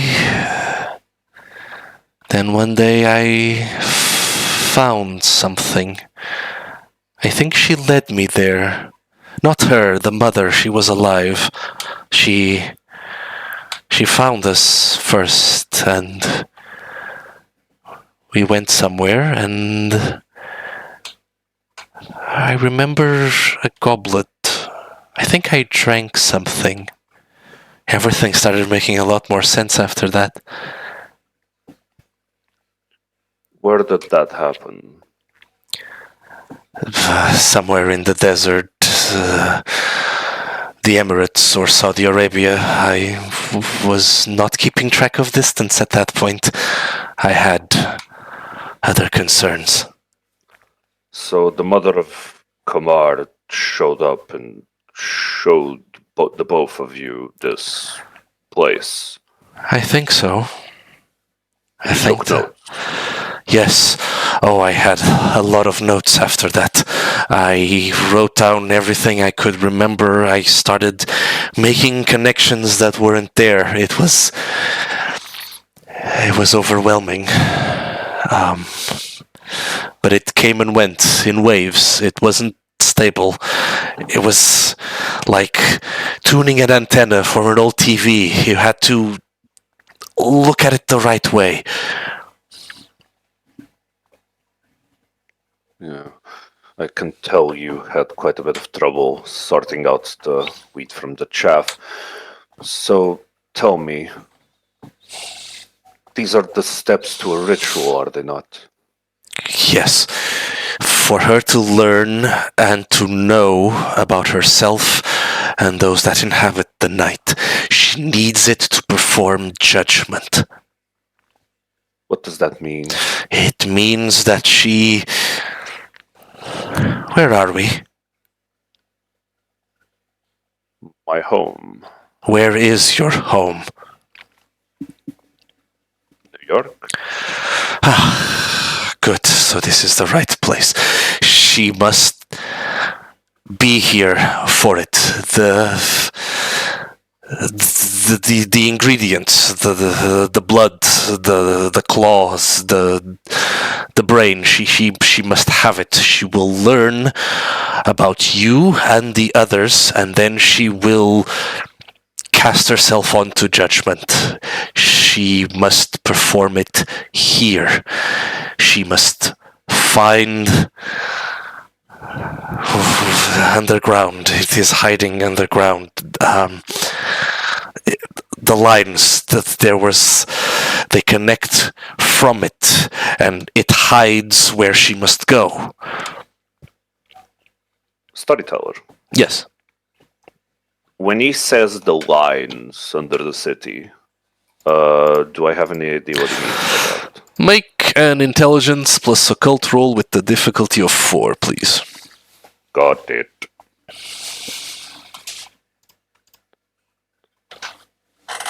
Or dang it.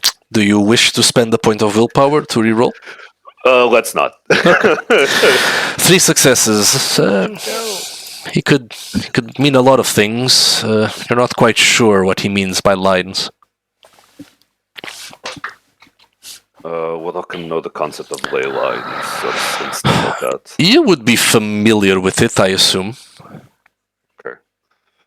Well, I make the connection. Okay. I'll let him keep talking.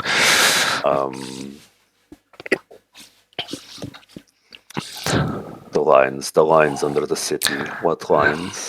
The lines that connect, the lines that form. They are the city, the subconscious, what the tugging of New York itself. They lead to where she must go, but the way is blocked. You must unclog the path. And then she must know each of them as she knows herself, and then pass judgment onto them and onto us. What happens if she doesn't? Then we are consumed. What happens if she does? I don't know. He blocks the way, but I don't think he is conscious of it. It is below. He is connected to the city. Perhaps it is the city. Perhaps it is what he fears will happen when he is judged. I do not know. Who's he? He blocks the way. He was here before there was a here. He blocks the way and he must be removed. Surely not. Kane. No, he awaits elsewhere. He must wait elsewhere for her. She will pass judgment and then she will come. But they are not the same. She will be different and she must go where she is waiting. He will remain where he is waiting. Then she will pass judgment, and she will emerge, and then she will emerge. But he must unblock the way first. Okay.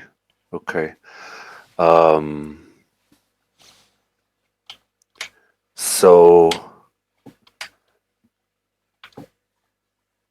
she has already tasted the blood of the kindred and the flame of a demon. Good. Good. She knows 2 of them. She must know the rest. There is an order to it. She cannot learn until she is prepared with the previous one. She will know this. She will not ask for something that she cannot take. She does seem to know. What is she? She is an impossibility. She is what happens when you divide by 0. Her mother would know more, but I do not know how it happened.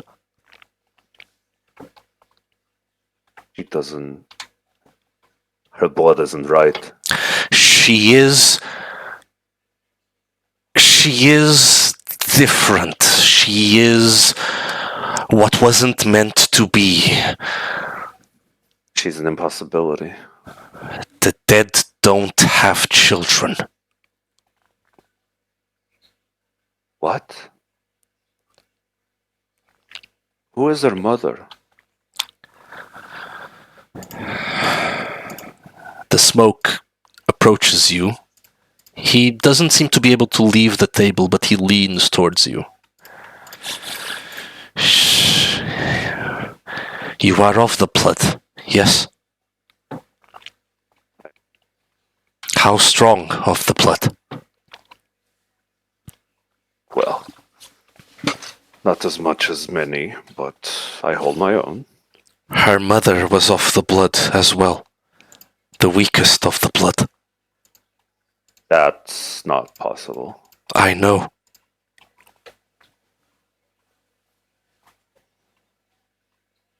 You mean to tell me a kindred sired a child? A real child? That is what I believe. And it is what seems to have happened. They divided by 0 and they succeeded.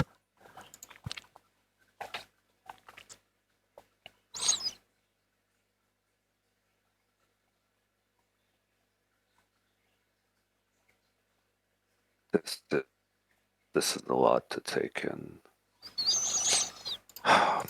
Who are the Ascended? They see beyond. They make the impossibility happen. Division by 0 is nothing to them. They can make whatever they wish. The eye of one, the tongue of a faithful. The words of God, they use the power of their belief. They speak the words of God and command his actions on earth. They are dangerous.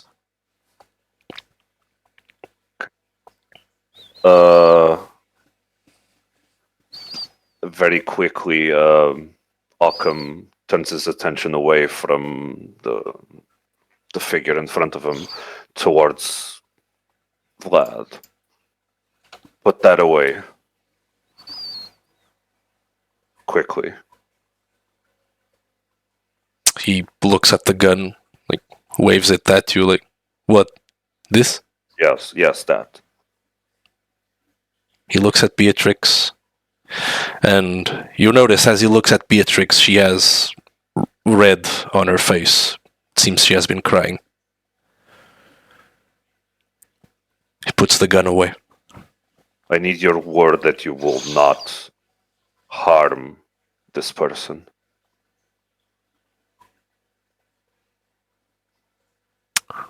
Depends on who the person is. I am under no illusions that I would be able to best any of you if we were to come to blows, but we will if you do anything. And Occam turns his attention to behind him and calls out to Kamar. All right. You call out to Kamar, and you see appearing out of view from the stairs the familiar teenage girl appears. She looks at you. What the fuck?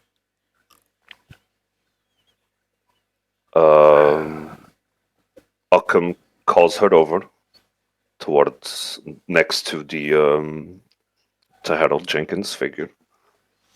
She goes, confident and unafraid. She gives Vlad a side eye as he just looks at her like, you have got to be shitting me. So, Harold, the eye of an ascended, the words of God, the tongue of the faithful, the flame of a demon, the blood of a kindred, the claw of a werewolf. Yes, the lupines. They have a strange connection to her. They will be friendly if she is with you. Although that might be inaccurate. It might depend on the tribe. It is hard to say. Well, do you know which? No, I am not familiar. But if you are in New York, there are some tribes that are close to you. They might be able to help. At this moment, Vlad... Yes, actually, he might actually be able to help with that. Really? Yes, we have... At any rate, in a moment, we can talk about this afterwards. Sure. We have precious little time with our guest.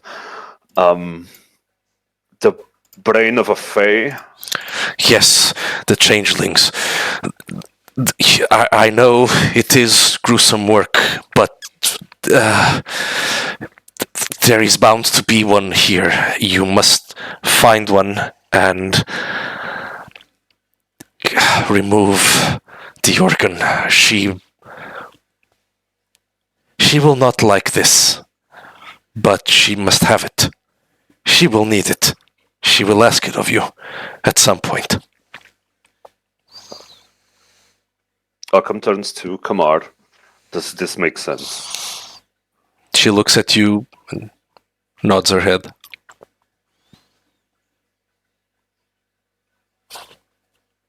So you're here to pass judgment instead of Cain. She shrugs.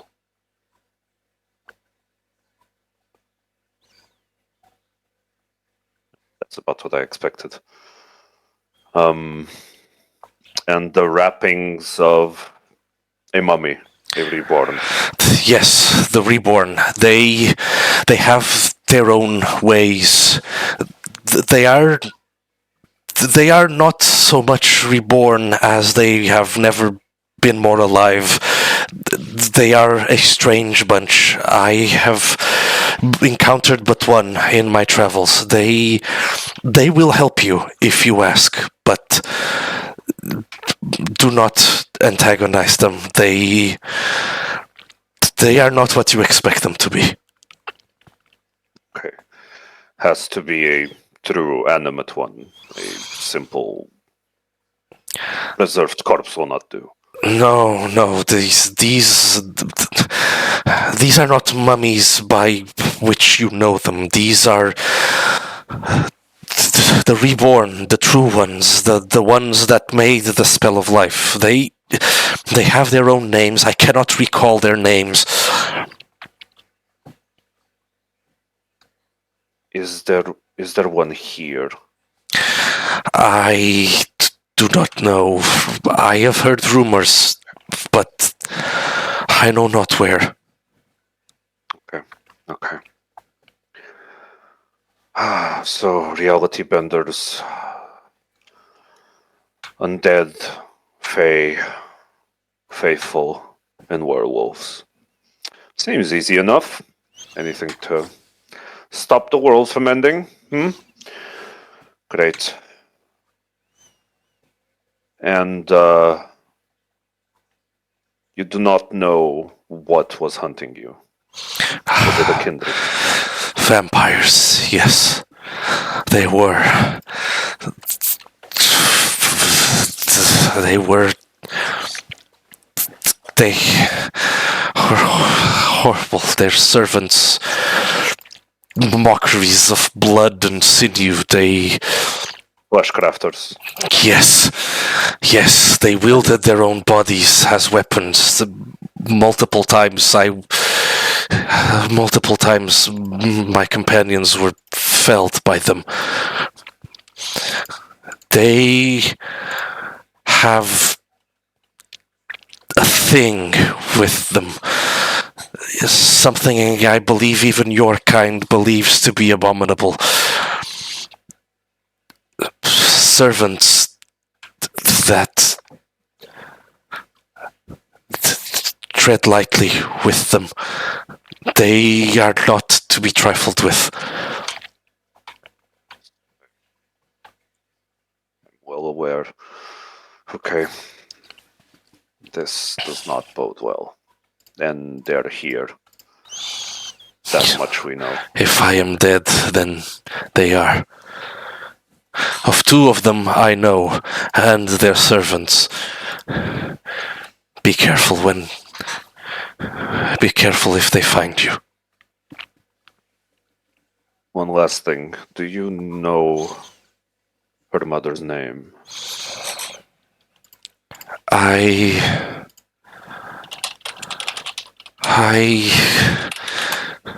She told me it. Why? It is.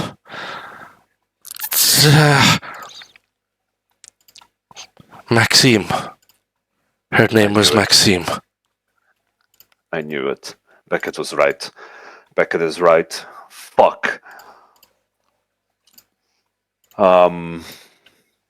Okay. I'm gonna need time. Fuck. Say your goodbyes. I need to think. And Occam just turns around and puts his hand on Kamar's back and leads her out of the room. All right.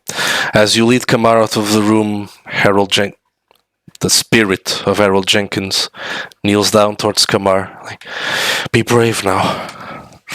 And as you start heading out, He turns towards Beatrix. I'm sorry we did not have more time. I am not the same as you knew me, so I think it might not make much sense now, but thank you for all the time spent together. I wish we could have had more. Goodbye, Beatrix. And as you begin to leave the room, the smoke begins to swirl again back into the corpse and dissipate.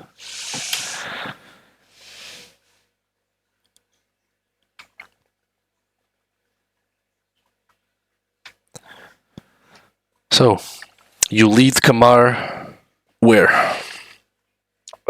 So I haven't really described this, but Occam's Haven is quite large. Yes. One wouldn't think something that big existed on the underside of a small shop, but it's almost like a bit of a bunker, Yeah. I guess. Yeah, to for sure. describe it.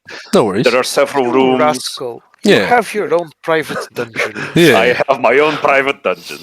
So it's full of trinkets and baubles, lots of books. The one room is a dedicated library with the walls just lined with shelves and tomes and collections of notes. There are desks scattered about, unfinished projects, be they alchemical or more occult, more writing, more written in nature, just strewn about everywhere. It's not very tidy. There's also knickknacks from all across the world. Most of them rare, some of them just things Occam liked. So I'm going to assume we're in like a side room to the main like area of the haven, which has several desks, several places where one could sit down and study something. Yeah. And there's books spread everywhere. And as Occam waits for the other two to join him, he is feverishly looking for books on werewolves, fae, the reborn, various saints and miracles, and he's also going to try to look for anything related with the Ascendants, people that can manifest things into reality. Okay. As you do this, Vlad walks into the room where you are. Beatrix doesn't seem to have followed him yet. So you believe all of that? Then it is the end of the world. There are two possible choices here, and Occam just plops down like a pile of like 10 books on the desk in front of him, across from Vlad.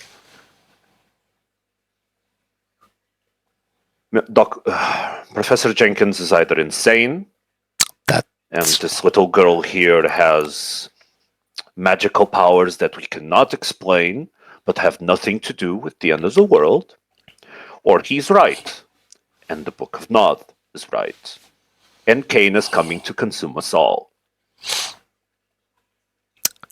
I'd rather prepare for the second, if I have the choice. And Do I believe it? I don't know.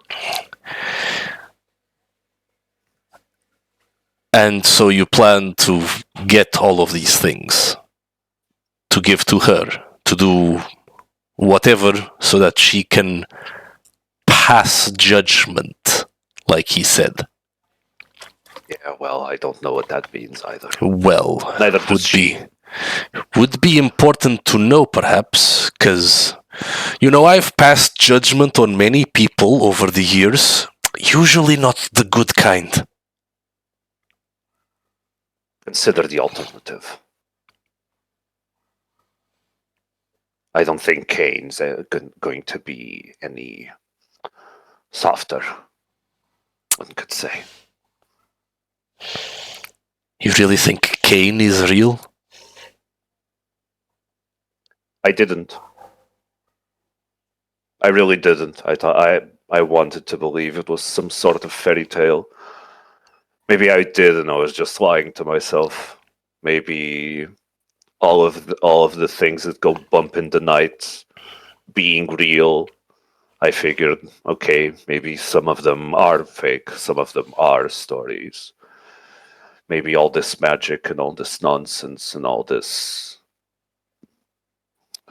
impossibility all around us, maybe that doesn't mean anything. Maybe just because mummies are real, that doesn't mean Kane is real. Maybe the antediluvians aren't real. Although recent events maybe say otherwise. But for a long time, nobody believed anything. Hell, most of the world doesn't know vampires exist, and yet here we are, performing feats of alarming nature every day, right under the surface of New York, of the world. Who's to say what's fucking real anymore? A troubling thought.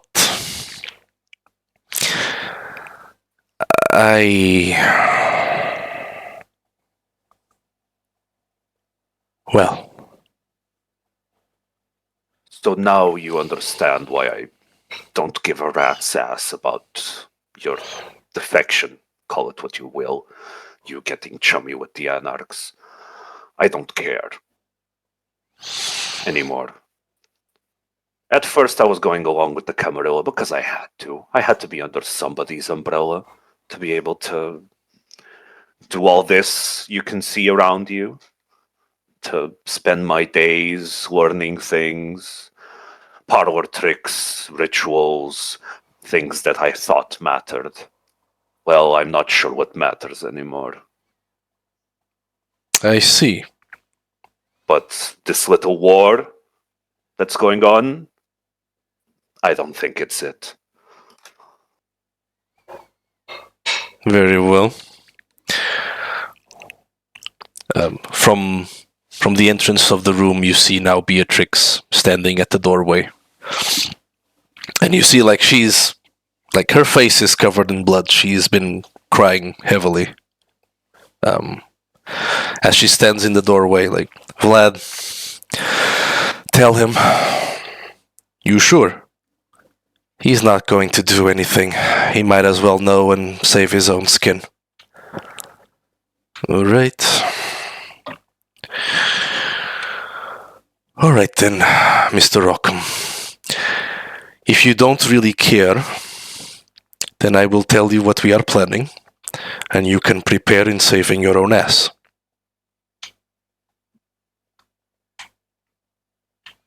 Go ahead. At this point, Occam is sitting down.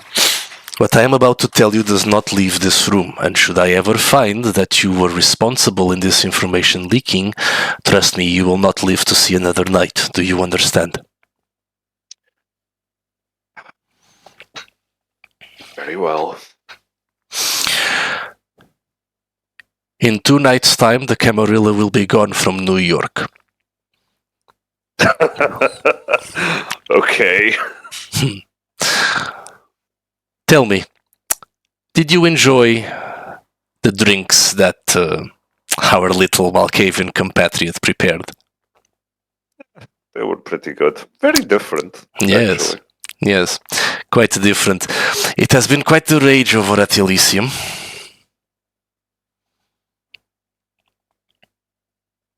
You're going to poison people. We have already poisoned people. Oh, that's devious. Should I be worried? I'd No. like a couple of them. No, she can control the targets, so to speak. So I will simply tell her to make sure that you are not affected by the concoctions. So here's what's going to happen. We have secured weapons. We have secured manpower. We have the Thin Bloods on our side, and trust me, they are not to be trifled with, contrary to popular belief. And in 2 nights' time, all of Elysium will be unable to defend itself, let us say. At that point, we will simply stroll on in, kill the sheriff, kill the prince, kill the primogen, and then no more Camarilla in New York City. Well, that all sounds well and good, and assuming you're actually able to pull this off, which, pardon my skepticism, I don't necessarily believe, but then again, I don't know what to believe anymore. If you do manage to do that, the people in my coterie, I would assume there is no love lost between them and me. I am a rather difficult person to deal with, and I'm sure they don't like me particularly. But some of them do know, or at least they feel like they know what's at stake, what's possibly at stake here with Kamar, and Occam looks at Kamar. Leave them alone. I believe Beatrix know who they are. We are aware of the members of the 12th. Although, if they do try to resist against this change, they will be put down. But I would be careful with who you trust with this information. I have no intention of sharing it with anyone. Good. Then if you wish for them to survive, make sure that they end up on the right side of the conflict. I have it on good authority that at least one of them has no love lost for the Camarilla. The newer one, though, I'm not sure what to think about. The Toreador. Oh, you know him. Yeah. We are very aware. We are the ones that tracked down his sire. Oh, so you're the reason for his little traumatic experience. We don't really have much of a choice when doing this job, Occam. None of us do. We have killed many, many anarchs over the last 6 months. But we left a couple of ones alive, planted seeds, started working with them, got rid of the couch barons for once. That was good. We made friends, we made connections, we worked with the Thin Bloods. These people lost everything, Occam. We're not talking about some little newborn vampire trying to rebel against the system. No, we're not trying to replace one thing for another. We are not going to make Oswald Prince. He's not even going to be Baron. There is not going to be a Camarilla anymore in New York in 2 nights' time. And there will be nothing else after that. New York will be free of all this bullshit, politics, intrigue, and feudal little shit rules. I am under no illusion that I will bring anything to the table in this conversation, but I just ask you to consider this. Be careful what fills the vacuum that you're about to attempt to create. None of us might like it. And if what I think is true does in fact check out to be true,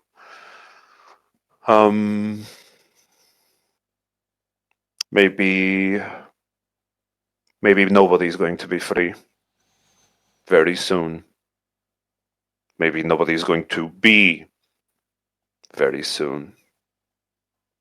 So keep that in mind during and after your little revolution.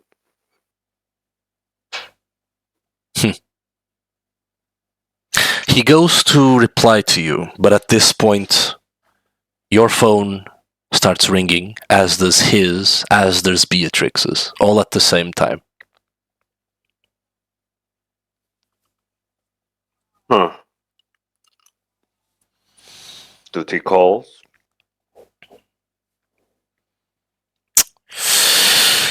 He pulls out his phone, he looks at it.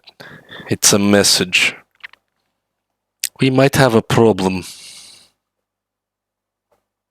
Oh, another one. Oh, that's just great. I thought the end of the world was enough.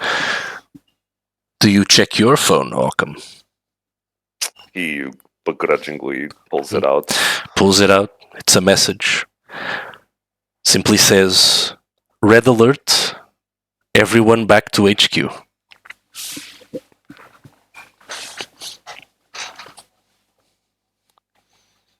Okay. Occam puts his phone away. And since we're in the business of asking for discretion, this girl right here, you have never seen her. She does not exist. Who? Thank you. So, do you come with us, or do you go by yourself? Feels like it would be slightly suspicious if we just walked into Elysium by ourselves together. So I believe I'll meet you there in a few minutes. Very well. I assume your coterie has also been called, so perhaps meet up with them. Yes. That sounds wise. And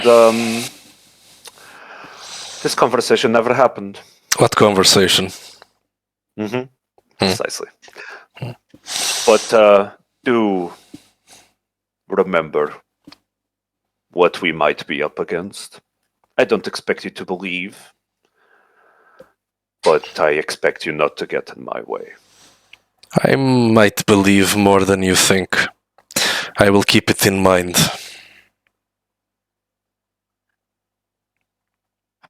I hope we can all be on the same side on this.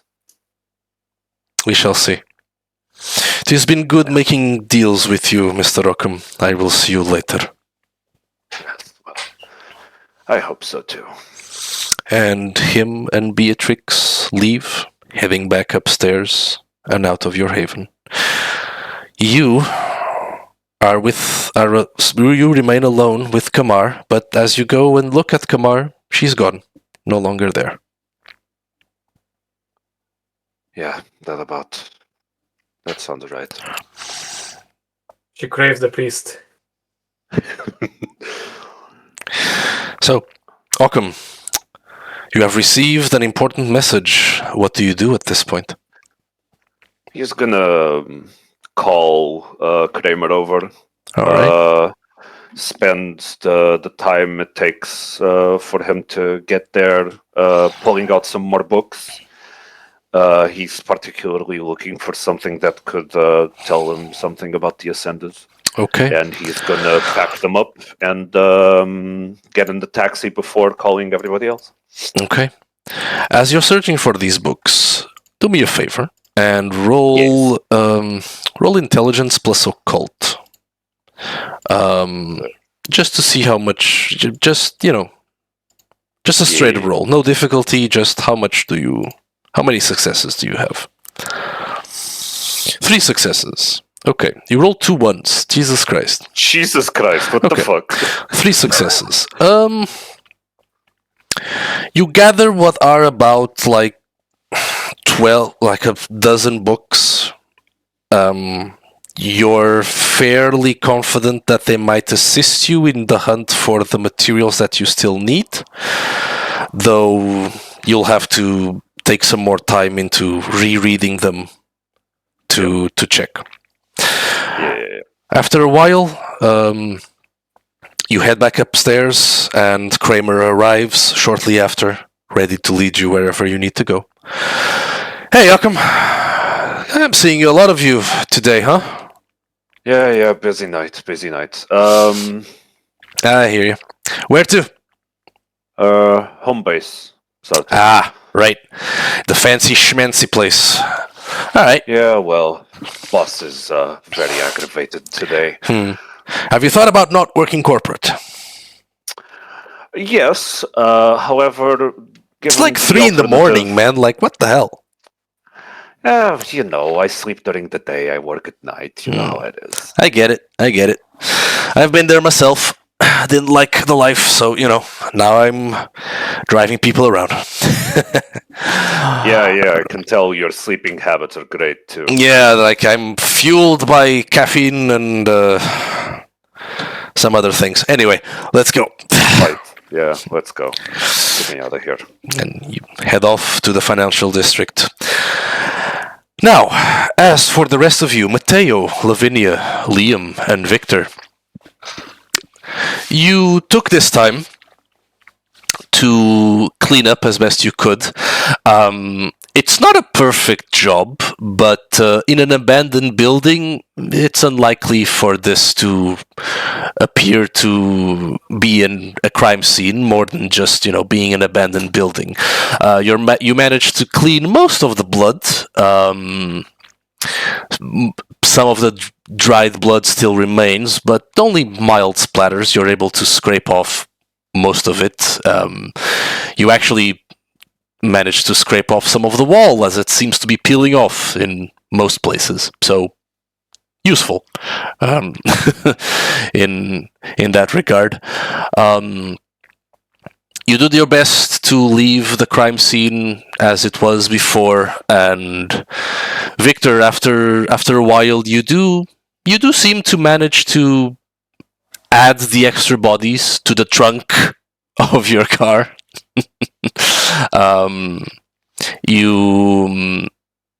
You ask for help from Matteo with that, and you're able to, for the sake of brevity here, like you ask some help for Matteo, and you're able to have all 3 bodies transported to the trunk of your car.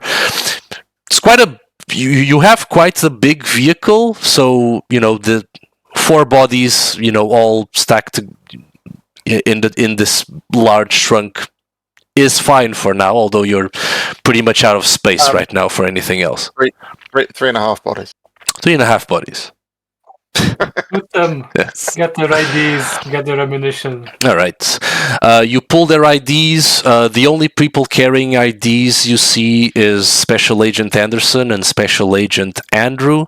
They are identified as agents for the Federal Bureau of Investigation. They have like a badge, same type of badge that you saw from the Special Agent that Liam previously killed at Harold Jenkins' apartment. You also find 2 coins on them, same type as before. They have the indentations for First Light and a year as well. In both their cases, it seems the year is 2021, so it appears that they joined later than the previous agent you had dealt with. No ID on Brother Thomas there. Besides his priest robes, all you find is a crucifix, a rosary, and a pair of glasses. They appear to be like for reading. Would Lavinia like that priest's rosary? Are you asking her? Maybe she might get them off her while they're being searched. I mean, you'd have to find out if you want to know if she'd like it You or not. need to ask. Yeah, it like brings it a little up to her. Would she like to take it? Actually, she would, surprisingly enough. All right. She takes it, and I would like to try and activate premonition. Oh, you want to activate premonition on the object? Okay. Very well. You take Brother Thomas's rosary. So go ahead and make a rouse check first.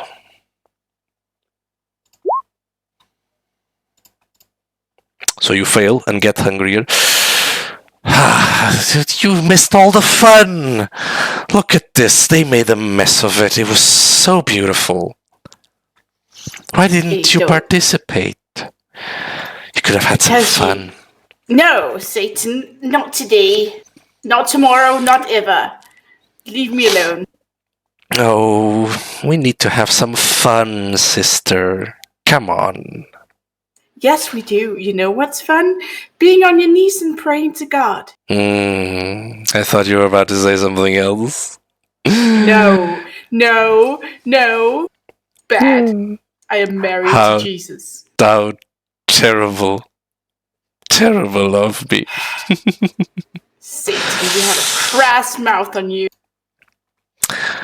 So, as for your premonition, you focus on the object in your hand and you use the power of the blood to try and perceive a premonition through it. Your mind flashes to somewhere else. You stand in a room, you look to your left and to your right. Still with the rosary in hand, you see other people in robes. Simple robes, like brown, simple cloths. They all appear to be bald, and you notice that there are men and women among them. Many of them are holding holy symbols across a rosary. They seem to be in prayer. And you look around and there's hundreds of them in this room. The room is quite large. You look ahead in front and you see that there's an altar. You see like a cross with a depiction of Jesus there. You see a bunch of saints in the corners. It's a beautiful altar. Very simple as well, wooden. Apart from the art on top, it's quite simplistic. And you see someone seems to be holding mass. They're dressed in like a priest's robe, with a collar and he has like a purple, one of those purple garments that goes around his neck, and he seems to be leading mass. Eventually he stops and he calls forth someone from the side, and you see this person in like medieval looking armor. Like, it seems to be modified in some places, but it's like it's like plate armor that's been like modified to be more open and flexible, and they're holding a sword, beautiful sword, like it's indented with like rubies and other gems, gold. The entire blade is made like of gold, and there's quite a shine to it as well. And he begins approaching this mass of people, and while all of them are sitting down, are kneeling down, praying, he goes up to one, he taps it on the shoulder, he passes to the next one and ignores it, he passes to the next one, he looks at them and he taps it on the shoulder. And he goes to the next one, and you notice that he ignores a bunch of them throughout this whole ritual, but he taps like a very small minority of them on the shoulder. Eventually he comes up to you and he taps you on the shoulder, and he keeps moving. Eventually, when he's done, everyone who he tapped with the sword on the shoulder, they all get up. And they all start walking towards the center altar where this priestly figure is waiting for them, with his hands in a praying motion. And he looks at all of them like, "Welcome, my children, to the Order of St. Leopold. And then the vision ends, and you're back at the abandoned building. As Lavinia comes back from her vision, she gasps, which I guess for some of you might be quite weird because you don't understand breathe. And she looks at the rosaries, shaking, and then looks up at Mateo and goes, "There's a whole order of them." Sounds about right. Starchill, have I heard about the Order of St. Leopold?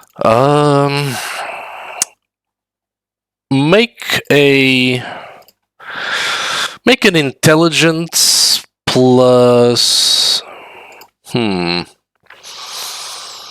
Make an intelligence plus occult roll or an intelligence plus politics roll. Your choice. With a difficulty of 3.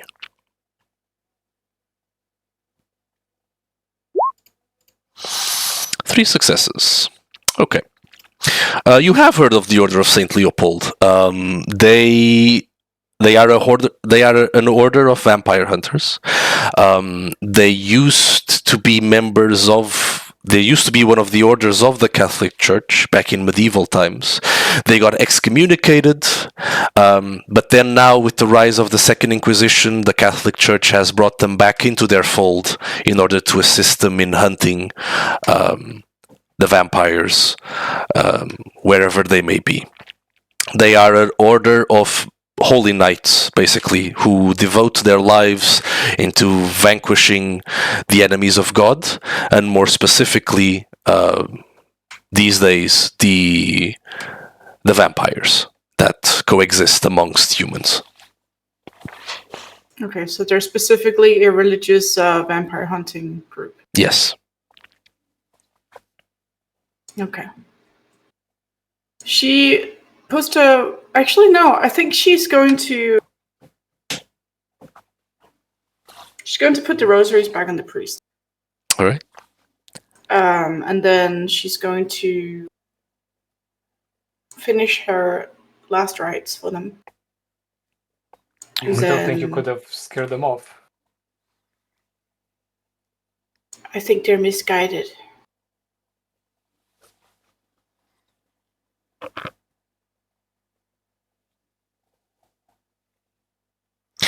And I think we need to show them the light if we can. Of kindred light. Yes.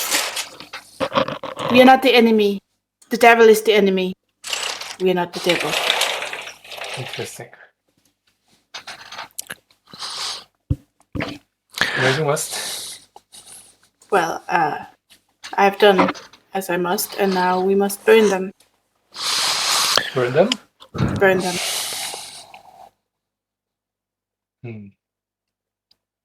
Suppose no one would miss this place. I said burn them, not the building. Elsewhere then. Yes. Very well. Right. Do they happen to have any special ammunition or anything like that? No special ammunition that you can find. They seem to have like standard 9mm bullets for their pistols. Each of them had like an extra magazine. What? Say again? Nothing burns the hands. No, nothing. Nothing unhealthy towards you. You're able to pick up their possessions without any issue. All right. Well, grab a spare expendable pistol, I guess. All right. You take one of their pistols, and at this moment, Liam, you're done cleaning upstairs finally, and you start heading your way back down as well.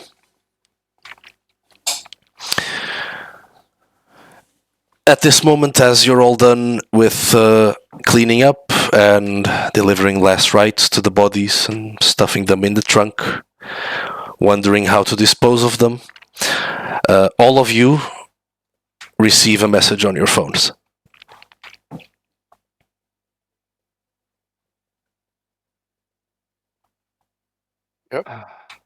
We should get Occam.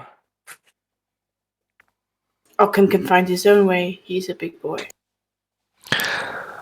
All of the message is the same for all of you. It simply says, red alert, everyone back to HQ. Although, if you're very concerned, make a call to him.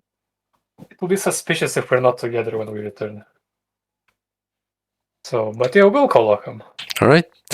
Mateo gives Occam a call, and Occam, you receive a call from Mateo on your phone. Ugh, no blood calling me. Give me a sec, Kramer. Yep. And Occam picks up. Yeah, on my way. We should meet up before we enter. Then hurry up. I'll wait for you Fine. outside. Fine. Well, pack up to go get the Inquisition gear. That might be interesting. All right. You take the electronic equipment back to the car, and at this moment you have 3.5 bodies in the trunk. You have the electronic equipment. You've taken their IDs and one of their weapons. Liam has cleaned up the scene of the crime as best he could. So, at this moment, what do you all do?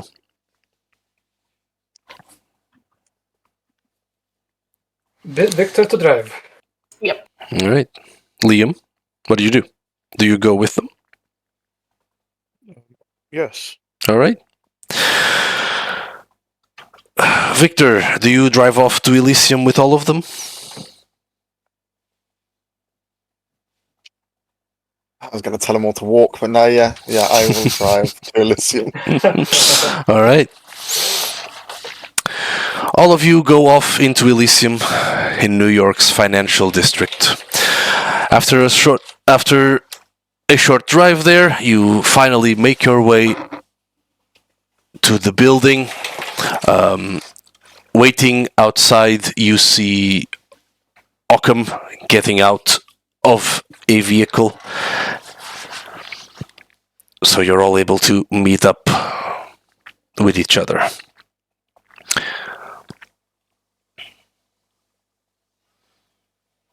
So at this moment, all of you stand right outside Elysium after making your way in different vehicles. What do you do? Occam turns to everybody. Okay.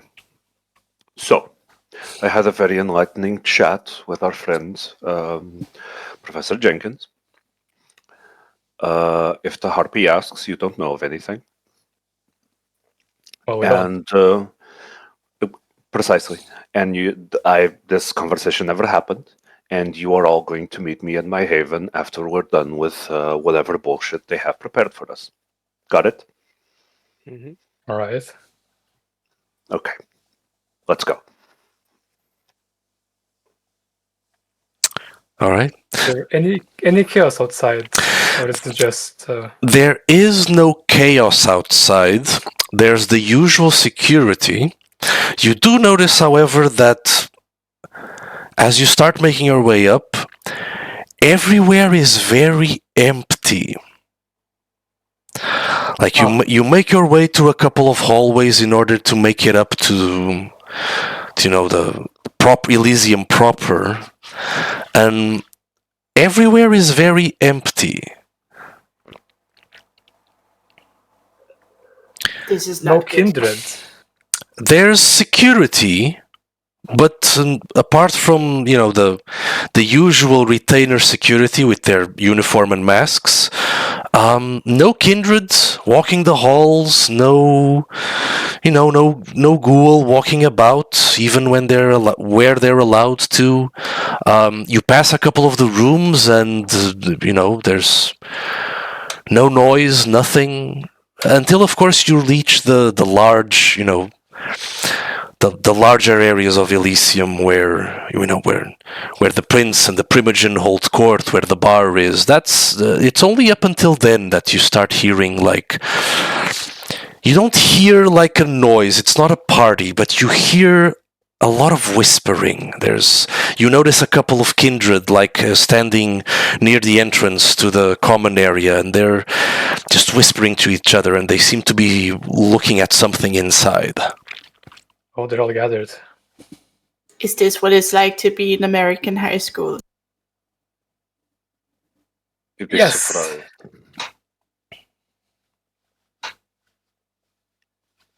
Unsavory. What are they looking at? As you make your way into the common area, you notice a lot of. First of all, you notice a lot of important figures. The prince is there, sitting in one of her more regal chairs. You see the sheriff standing right beside her. You see the primogen behind her, also seated around her. You see Lena, the newly appointed Bruja primogen. You see Carter Vanderwiden, the Malkavian primogen. You see Aisling Sturbridge, and Occam, you're quite surprised by this. Aisling is not one to leave to attend Elysium nowadays. She mostly stays doing whatever Aisling does at the Tremere Chantry.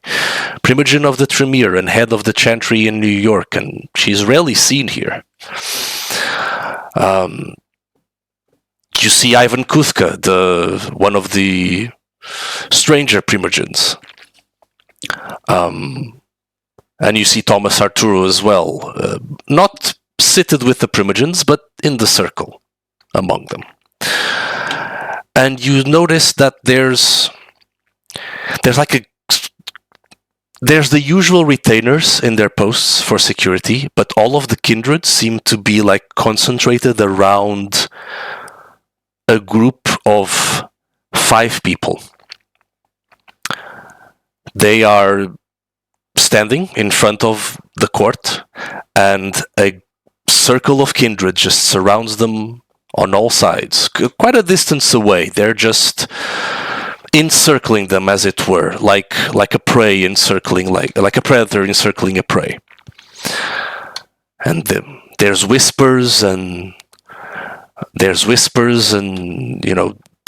talk, but it's not up until you get closer that you see, and you, Liam, recognize one of them. It is the same person that invaded your home last night. Last night? That was 5 months ago. The strange man that identified himself as that of Clan Simisi, with his strange features and angular face. You notice, all of you, besides him stands a woman in an elegant, though one would say spiky dress.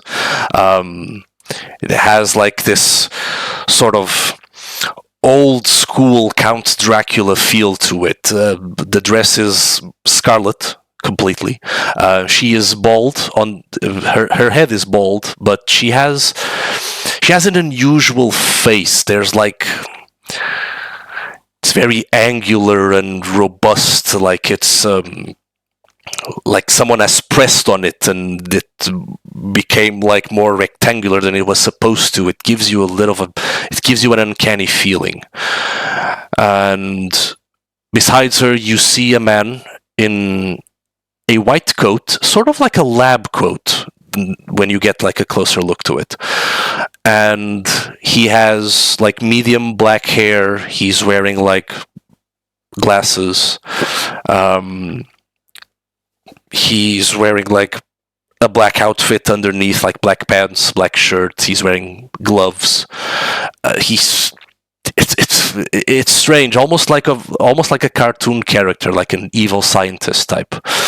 And behind all of them, you notice strange couple of people. They are dressed in like ripped, like a ripped jean jacket, jean pants, also ripped, in a very punk style.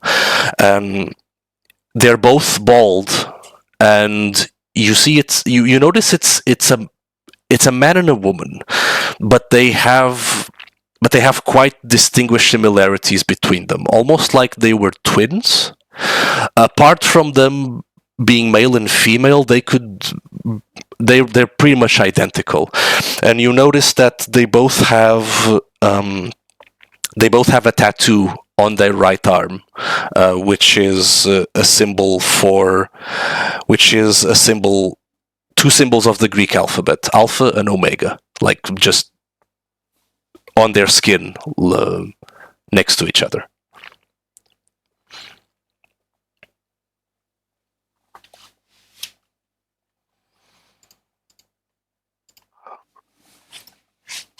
Who are these clowns?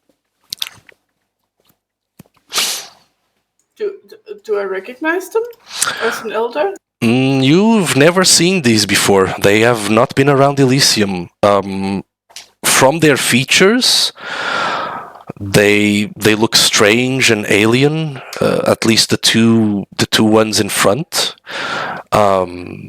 You've never spotted them before. Strangers, I don't like them. Do they not look a little bit Simishi to you? Unfortunately, trouble so. to me. Sorry, Liam? They look like trouble. Look at them. Yes. Trouble.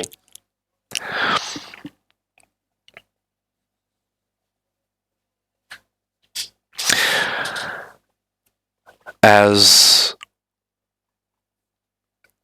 you approach, you begin to pick up on the conversation.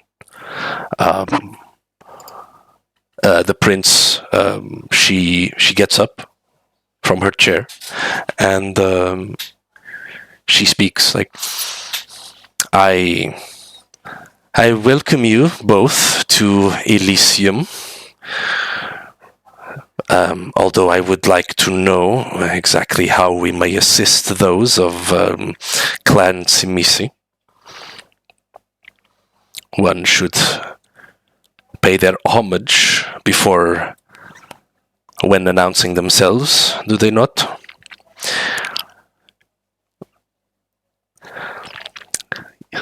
The woman in the red dress approaches, and as she takes a step forward, every kindred that's encircling them also takes a step forward. She looks around, noticing this, and stops. Like, well, forgive me, my prince, but we are not here to pay tribute to such trifle and unworthy leaders. Everyone takes another step forward. Yes, you put on quite the show,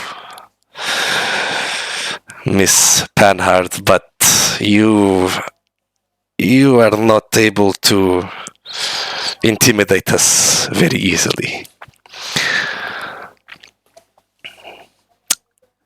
The prince sits back down, and the sheriff steps up. You are being rude. You stand in the domain of Prince Helen Panhard of New York City. You will pay your respects, or you will pay the price. That is an entertaining thought, my dear sheriff, but we are not here to pay homage or kiss the ring or to introduce ourselves. No. We are here with an assignment.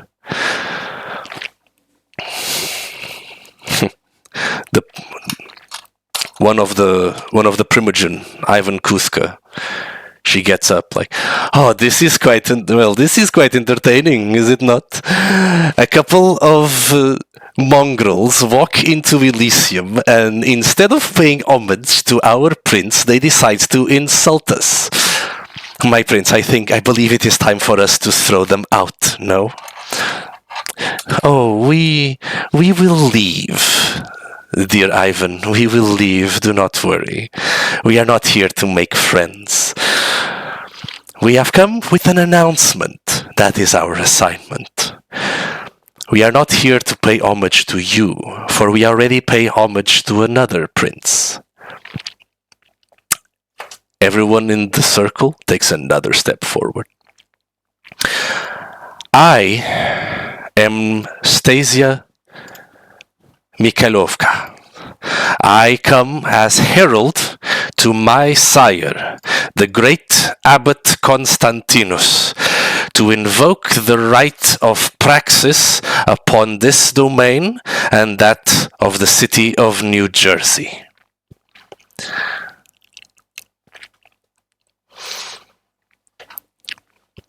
There is chaos in the room. Everyone begins to shout, to throw insulting words at them. Everyone begins to approach. The sheriff steps up to the woman in red, and you've noticed that the scourges as well, like Vlad and Beatrix, Anna and Cassandra, they all step forward, and as the light begins to fade, as Beatrix begins to use the power of the blood, shadows coalescing around her, one of the Primogen, Carter, gets up from his chair. Enough! Enough of this! There shall be no blood spilled in Elysium. We have our rules, and we must abide by them. You five, as keeper of this Elysium, you are no longer welcome here. Leave at once. The woman bows in a mocking fashion, and they begin to walk away. The circle of kindred opening for them to leave. The prince looks furious, and the sheriff quickly goes over to her and begins to whisper something in her ear. She calls on to the Primogen to follow her, and the sheriff, the harpy, and all the Primogen leave the room and go into an adjacent door. All of the kindred that were in the circle begin to disperse. Most go to the bar. They begin conversing among each other, wondering who that was and by what right did they invoke Praxis upon an already claimed and secure domain, leaving all of you in the common room with them. So at this point, what would you like to do? Well, isn't this interesting? I am outraged. What in the seven hells is happening? Did you notice they all looked very similar to each other? Well, I assume it's the flesh crafting deal. Exactly. So they're all Tsimishi. Do you remember the last person we knew that ran into a Tsimishi? You don't mean to say. Oh.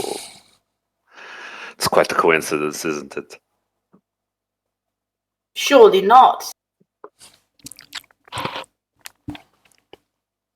Well, I am of the opinion that usually the simplest explanation is the correct one. Usually. So, if I had to take a guess, our little culprit is either one of those five or one of the, what was it she said, abbot? One of the abbot's flunkies.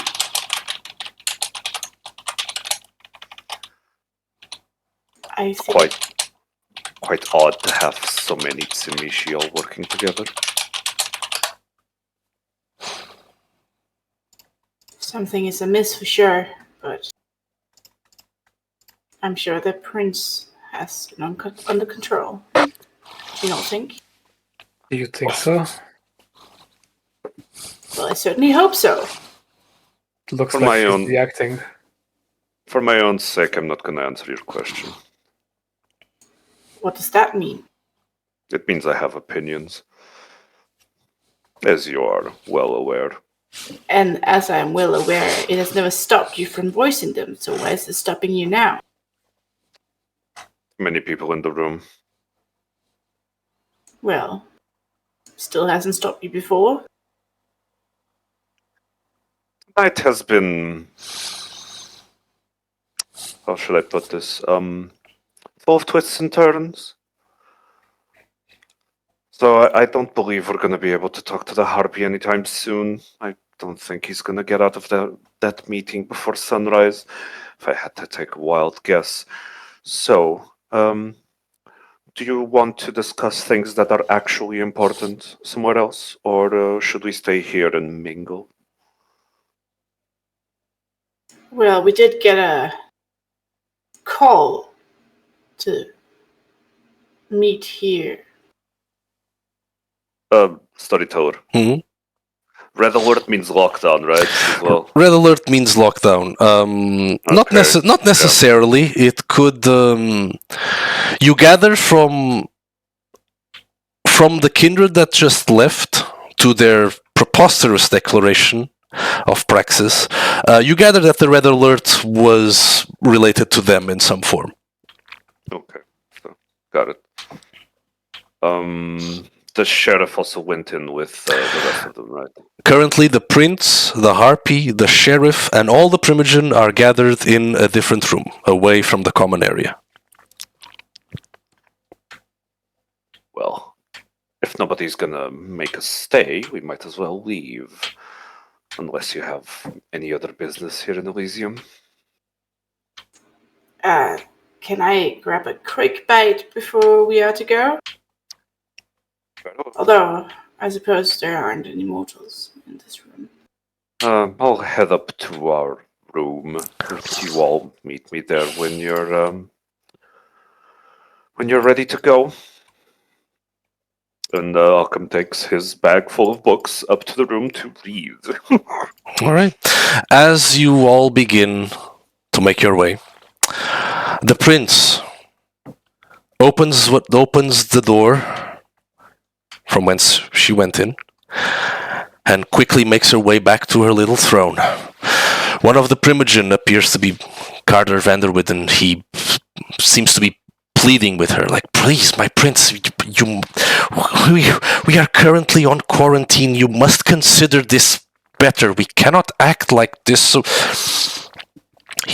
she continues to ignore him, makes her way to the throne, and she calls for attention for everyone.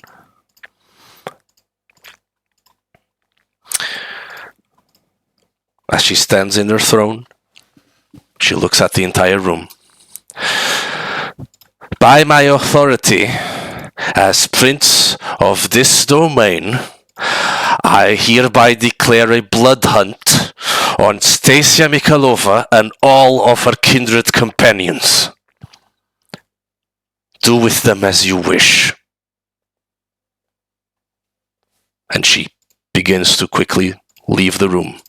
The sheriff begins to accompany her, and she leaves the area, leaving Carter dejected, apparently.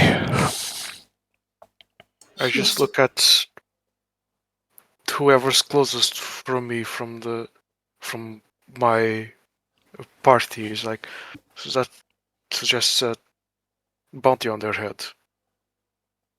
I would say it's quite, yes, I suppose a bounty. Yeah, okay. That was quick. Well, I I am. mean, you walk into a king's castle and you insult the king. That's kind of given. Very Queen of Hearts of her. Well, I'm sure somebody will be chomping at the bit to go after them. I have better things to do. So, talk to you later, I suppose. And proceeds to go to his room. All right. Occam proceeds to go to his room. What are the rest of you doing? Being perplexed. Absolutely stunned. Sugar. I guess looking for something to eat before shit goes down. All right. You can head over to the bar, or you can try to find if someone can arrange for a little bite for you.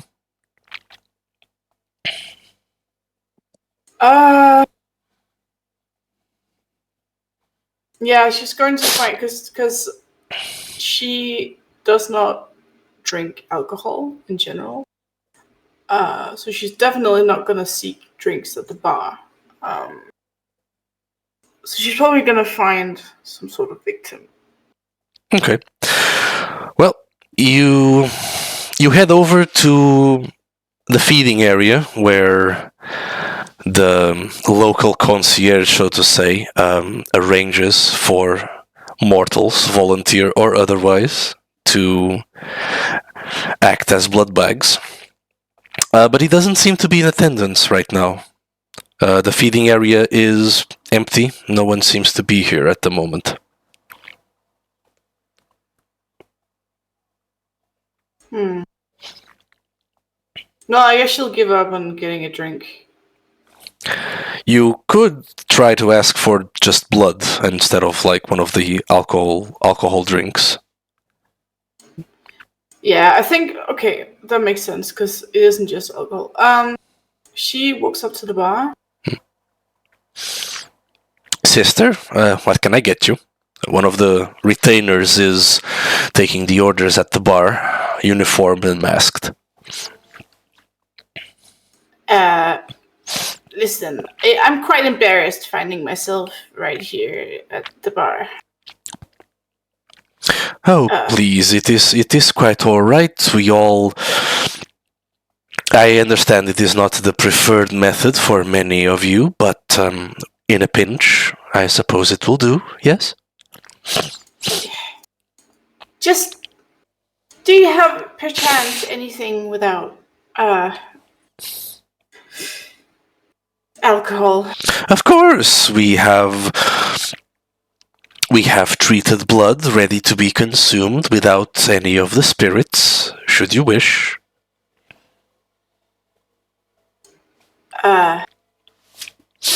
Wait, actually, I can't drink bagged blood. Thinking about it. Sucks to be you.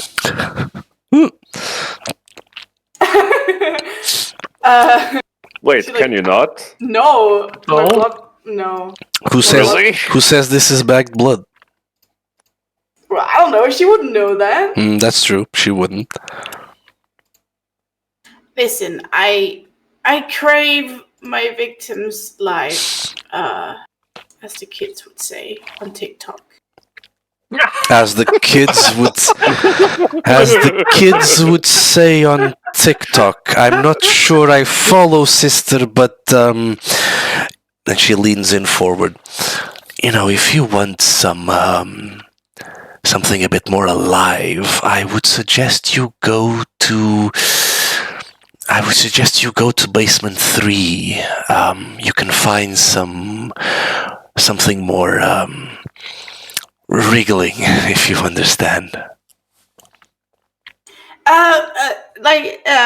I'm not trying to sound like a snob here, Mister, or Miss, I don't know. But Yes. Animals don't quench my thirst. Oh, they're not animals, sister, unless you want them to act like one. They are quite obedient. I Excuse you? Human. They're human, sister. They are people. I'm talking about people. Do you want? Yes, but are you saying I have to? And she leaves like over the counter, like she's quite locked in right now. Are you saying this would be against their wish? Maybe.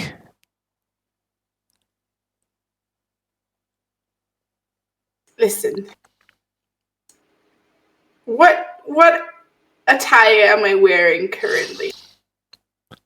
You seem to be wearing the habit of a nun, sister. Exactly. Ah. And would God want me to eat one of those people?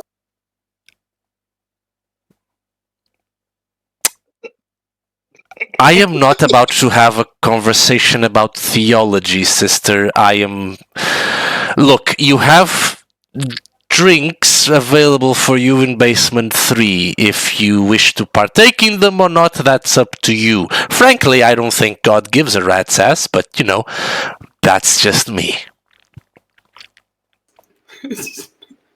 She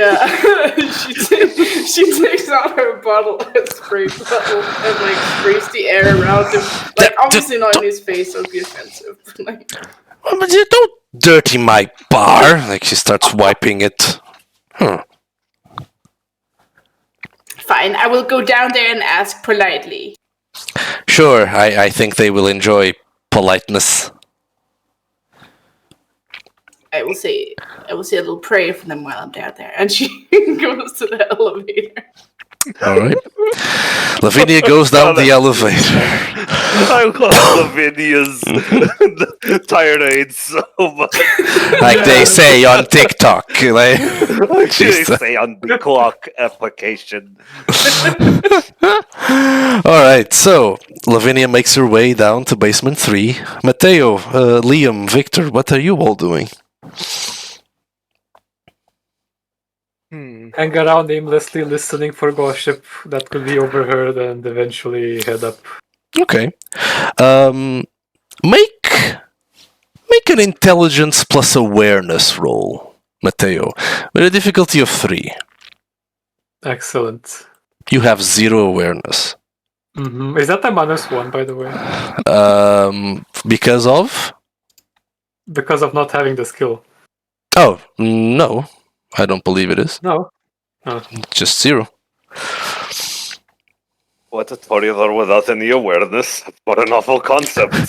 1 success. Alright. Never heard of it.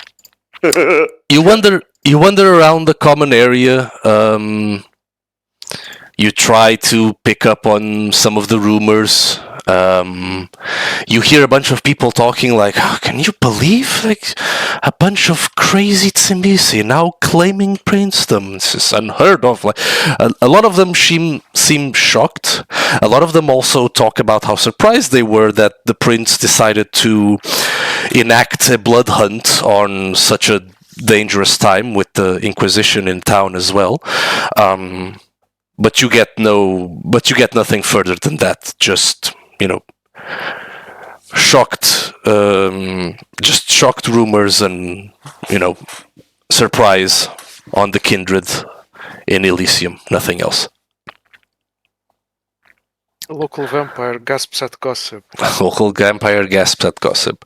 Eventually, realizing that you're not going to uncover more information than this, you begin heading to Occam's room. Our room. Yes. No. You heard the front door. It's my room now. That is correct. It is a communal room. I forgot about this. It has room for everyone except Liam to make him comfortable without sleeping next to a bunch of vampires. This is correct. All right. Thank you for reminding me. Liam, Victor, what are you doing? Excuse me.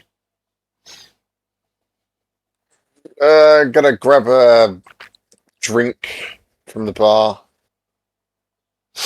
and then head up to the room. I don't think I need a drink, but I'm just gonna grab one anyway because that's what he would do. All right. You grab a drink from the bar. Like, So, Mr. Victor, what can I help you with? Something to ease the edge off? Exactly. Very good, very good. Now, would you like some spirits mixed in with that? I do have some prepared from our local bartender. Just the one today. All right, no problem. And what kind would you like? Something a little more akin to whiskey or vodka or what exactly? I would like some of the vodka, please. Well, some of the vodka, very well, sir. Well, she reaches out and opens a fridge behind her. She pulls out a container. She pours this. She pours the red liquid into a little glass, and she gives it to you. Puts it back in the fridge. Here you go, sir.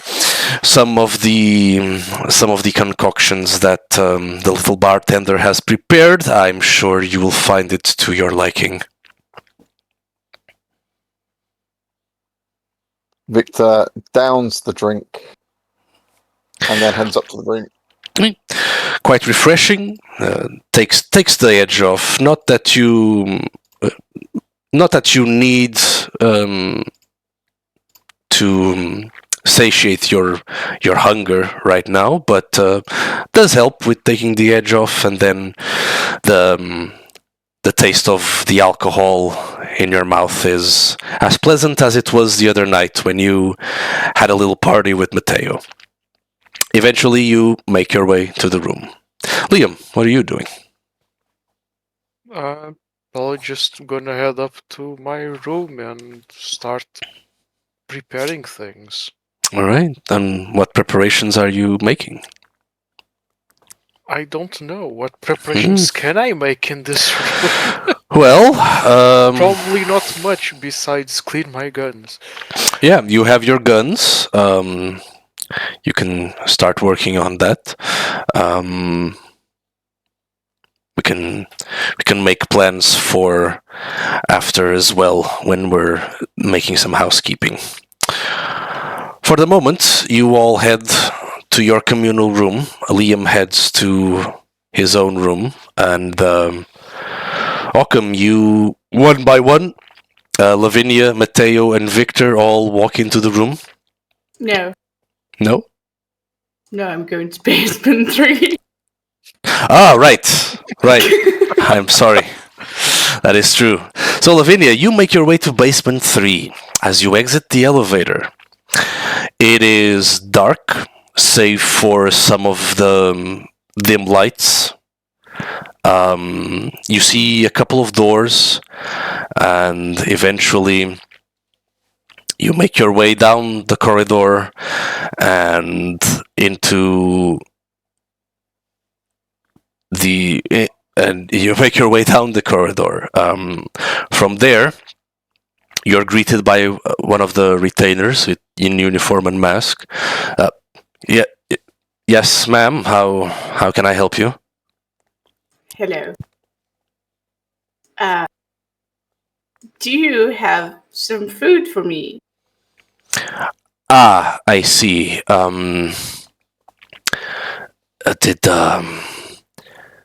Did they tell you the thing? The thing.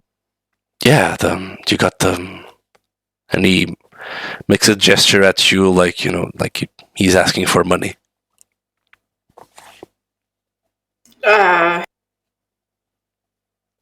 Does the prince know about this place?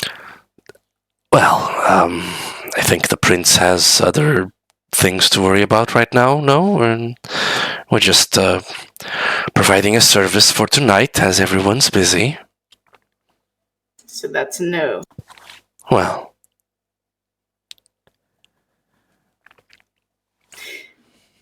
she tries to peek inside and see what's happening. The door is closed. You're not able to look inside. Very well. And she pulls out $50 and puts it in his hand. I was hoping you would pull out a little fucking coin purse and start paying in Bitcoin.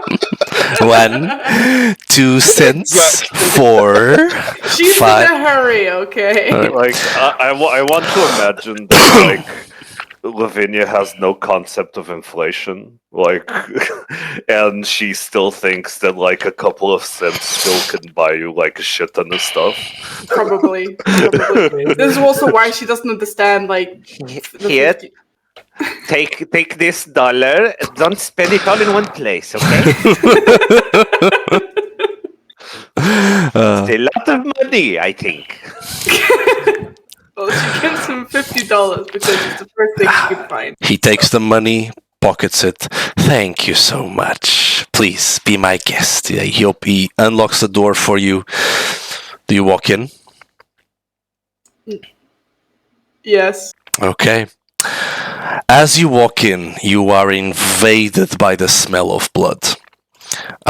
You were at Hunger 3. Yeah. I need you to roll a resist frenzy roll with a difficulty of 3. Shit! Remember, kids. Consent is very important. Hmm. Oh boy. Wait, fuck, that was not what I meant. No. Go put your hunger back to 3 before you roll, Yeah. and then roll resist frenzy with a difficulty of 3.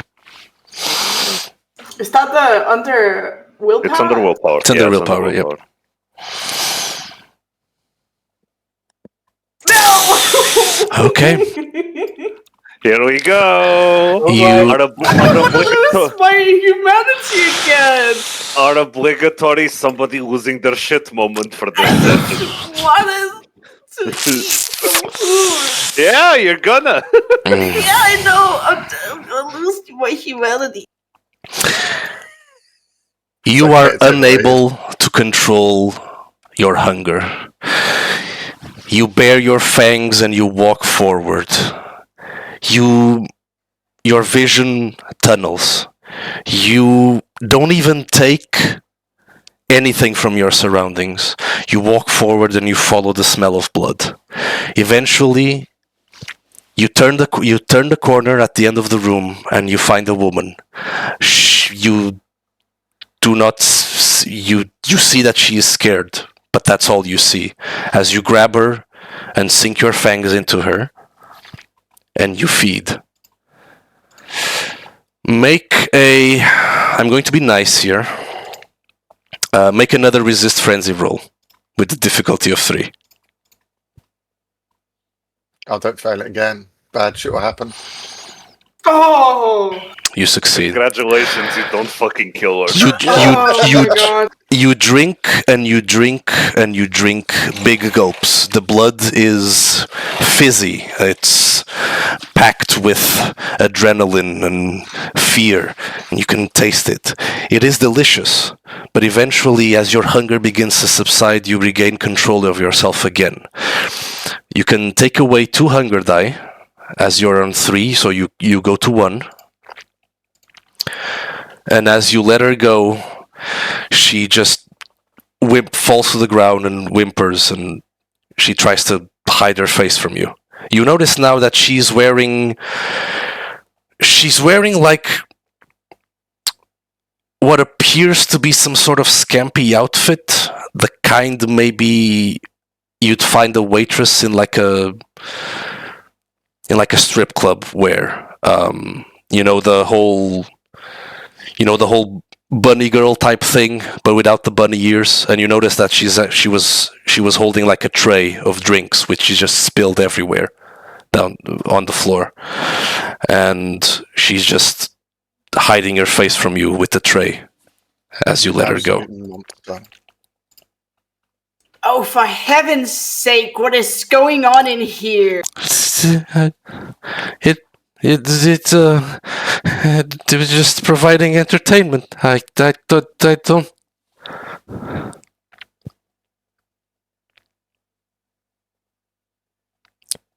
I am most disappointed. Just please don't. Just let me go. Don't worry, Eat darling. someone. Demands explanations.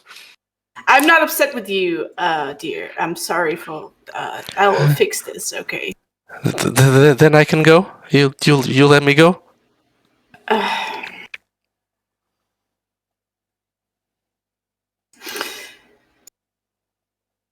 I don't believe it's up to me, but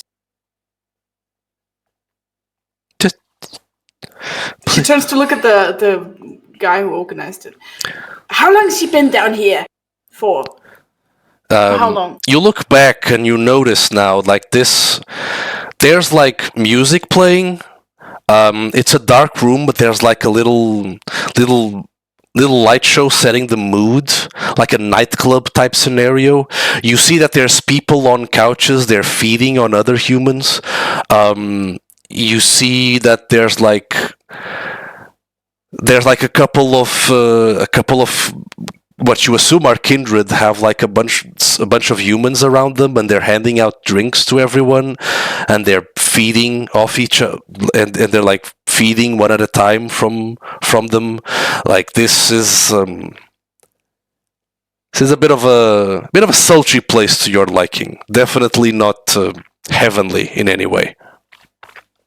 So, does it look like the woman was already hurt, or did I hurt her because I went into frenzy? No, it seems that she was on her way to serve drinks. Now that your memory is clearer, it seemed that she was on her way to serve drinks to someone, and then you proceeded to attack her. My goodness, I'm so sorry. I Just did not. Just let me go. She winces from you. She kneels down in front of her to like show that she's not dangerous anymore, at least. Look at me, please. She recoils from you and Look at me, and I'll make it all go away. she turns her head towards you. And she utters the word "forget" and uses cloud memory. All right. You use cloud memory. What memories are you taking away? Just that you attacked her? Yes. All right. And after you utter the words, you notice a look of haziness on her, and then, shit! I dropped. She starts to like clean up the glasses that she dropped when you went in for the bite. Lavinia is going to help her. Right. You help her clean up. She, grabs as much as she can. Like, I'll need to bring a broom for this, but thank you. She starts walking back where she was coming from.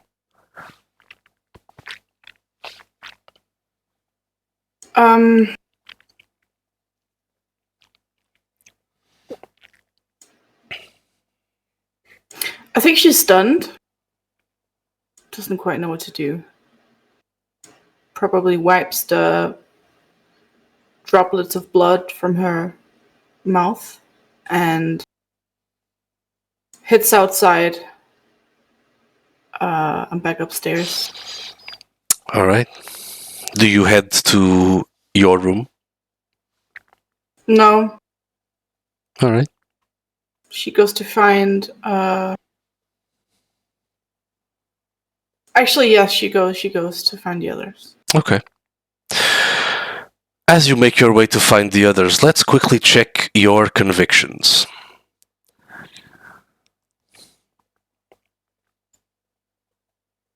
We'll hold that thought for later. Oh no! Now, after a while, Occam, you see they all arrive one by one. Matteo and Victor. Eventually, Lavinia arrives as well, and you do see Liam walking the hallway. Seems he's heading to his room. So, you all done? Liam, do you head into the other's room, or do you just go to yours? I think I'll just Yeah, I think I can go with them. All right. Liam notices you all in the room and he joins you as well. And soon, all 5 of you are gathered in the same room. What do you do? You all done with your little sidebars? Done here. Victor nods.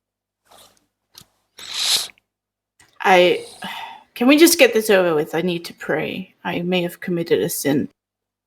Yes, well, you can pray over at my place if you need to. Mr. Very well. Leon. Mhm. Okay, let's get out of here. We need to talk. If anybody asks, we're joining the blood hunt. Let's go. And Occam closes the tome, I guess. Big ass book he was reading. Packs all of the things he brought previously to Elysium and starts heading out the room. All right. Do you all follow him? Yeah. All right. Yeah. Occam makes his way down and exits Elysium. How are you heading? You are heading where, Occam? Your haven? He's going to turn to Victor. Victor, can you drive us? Of course. All right. Let's go. My place. Okay. Do you all get in the car and drive off to Occam's haven? Oh, wait. Before we go anywhere, is there anywhere here that I can dispose of some bodies? Probably not in Elysium. You'll have to ask. You'll have to ask someone to take care of that for you.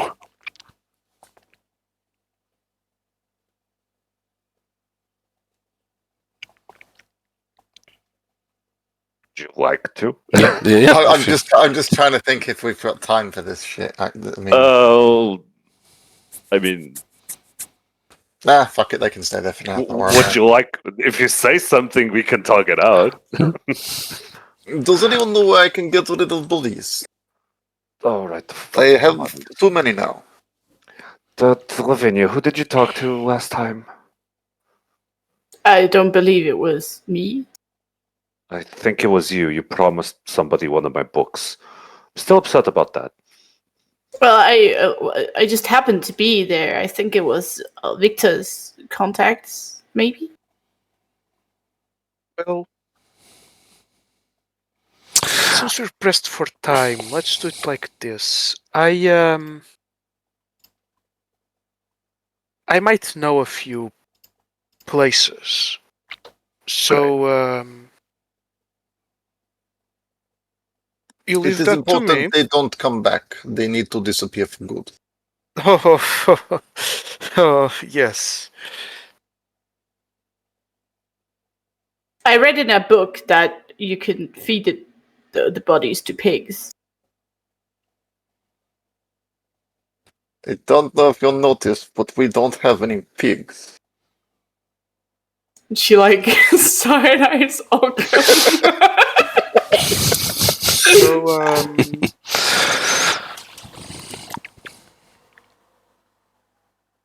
I suggest we move, and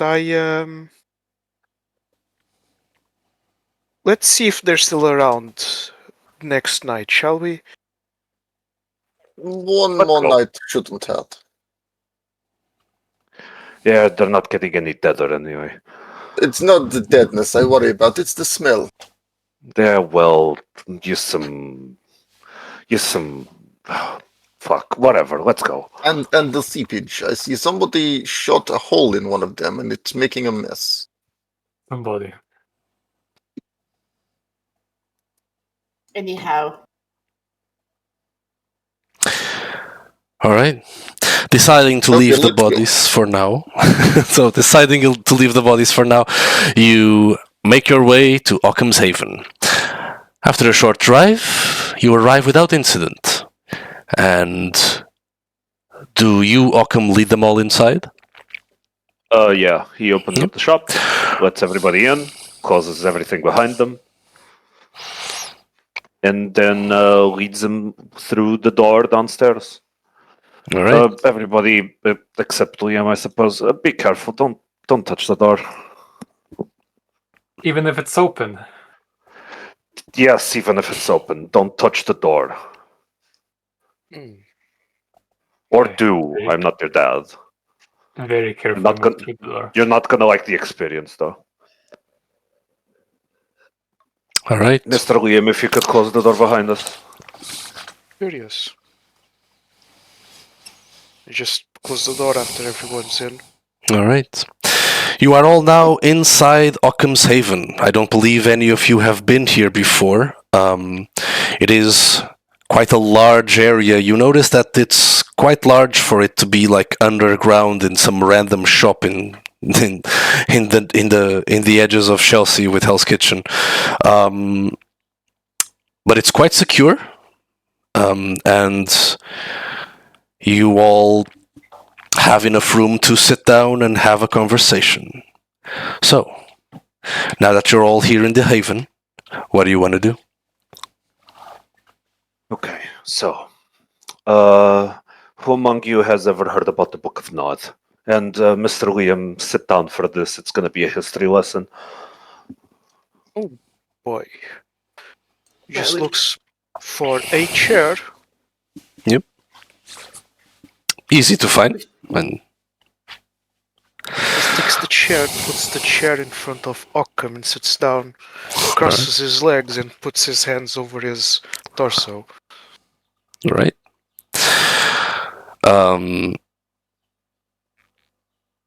As far as the Book of Nod, Lavinia and Victor, you would have heard about it. Matteo, I'm going to say like your sire didn't really cover this. She had other No. pressing concerns as to your survival. Probably not. And Liam, this is completely new to you. Oh yeah, absolutely. I've no idea of this occult bullshit. Hey, Mr. Liam.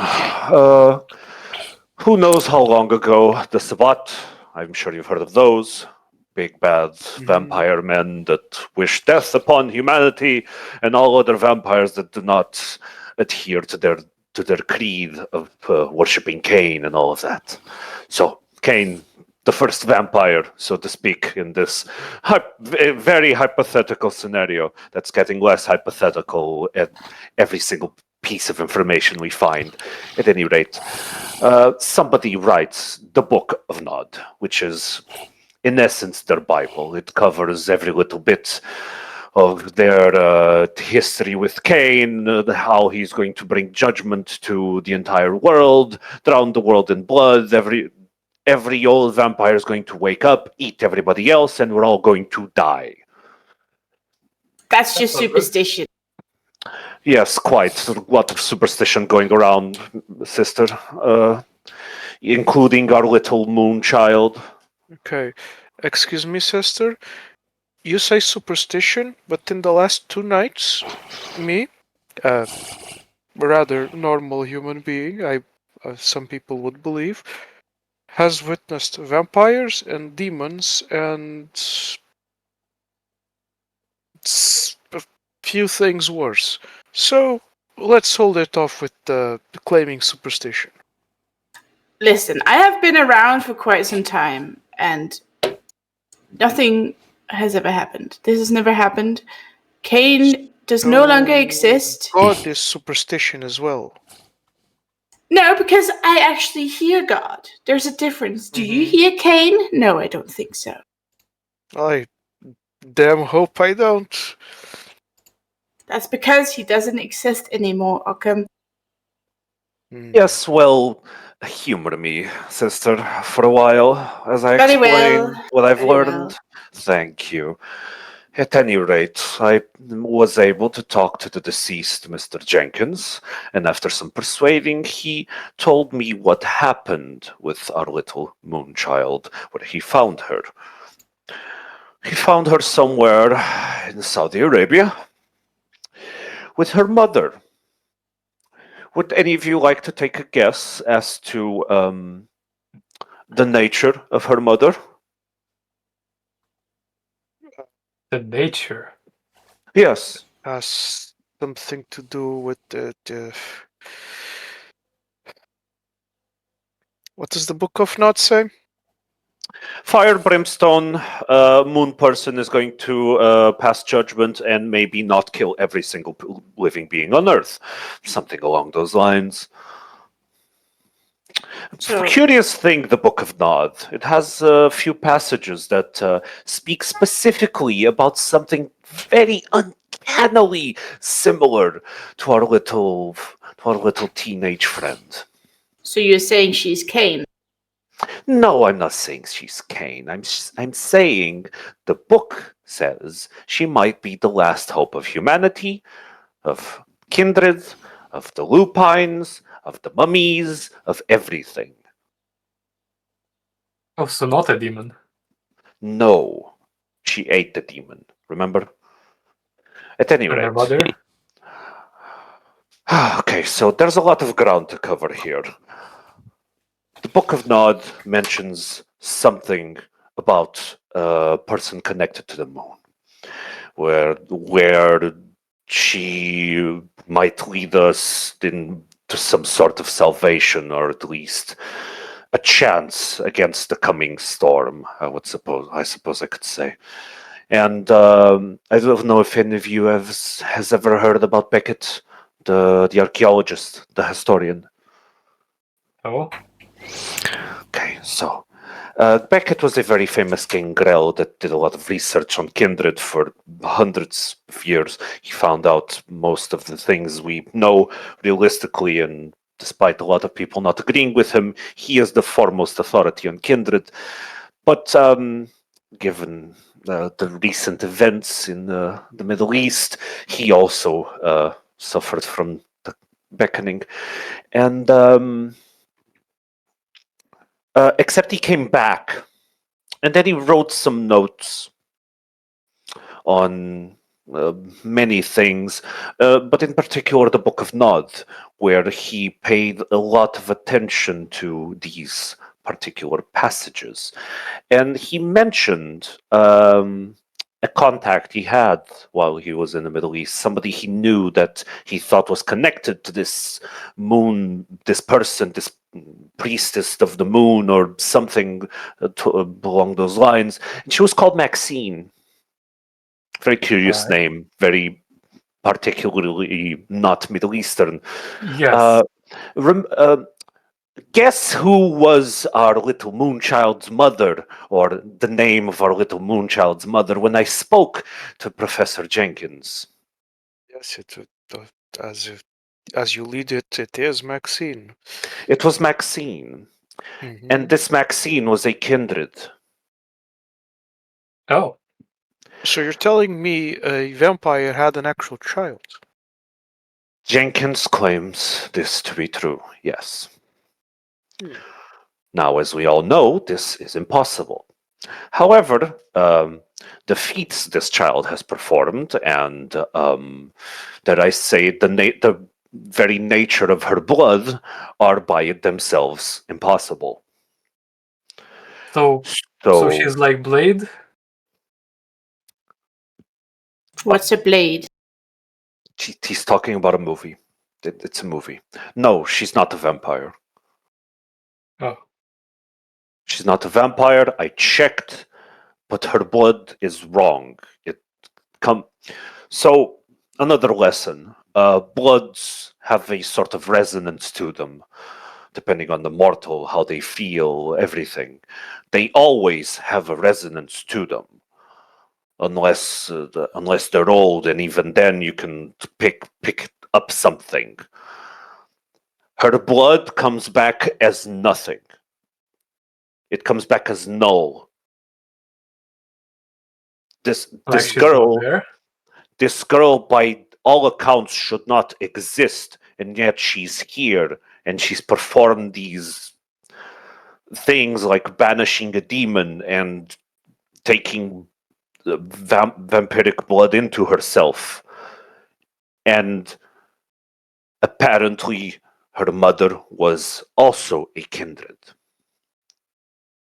So, you all tell me about superstitions and impossibilities, because I don't know which are correct anymore. Well, I mean, By all accounts, Cain himself could be on the way to kill us all at this point. I will One by admit, one.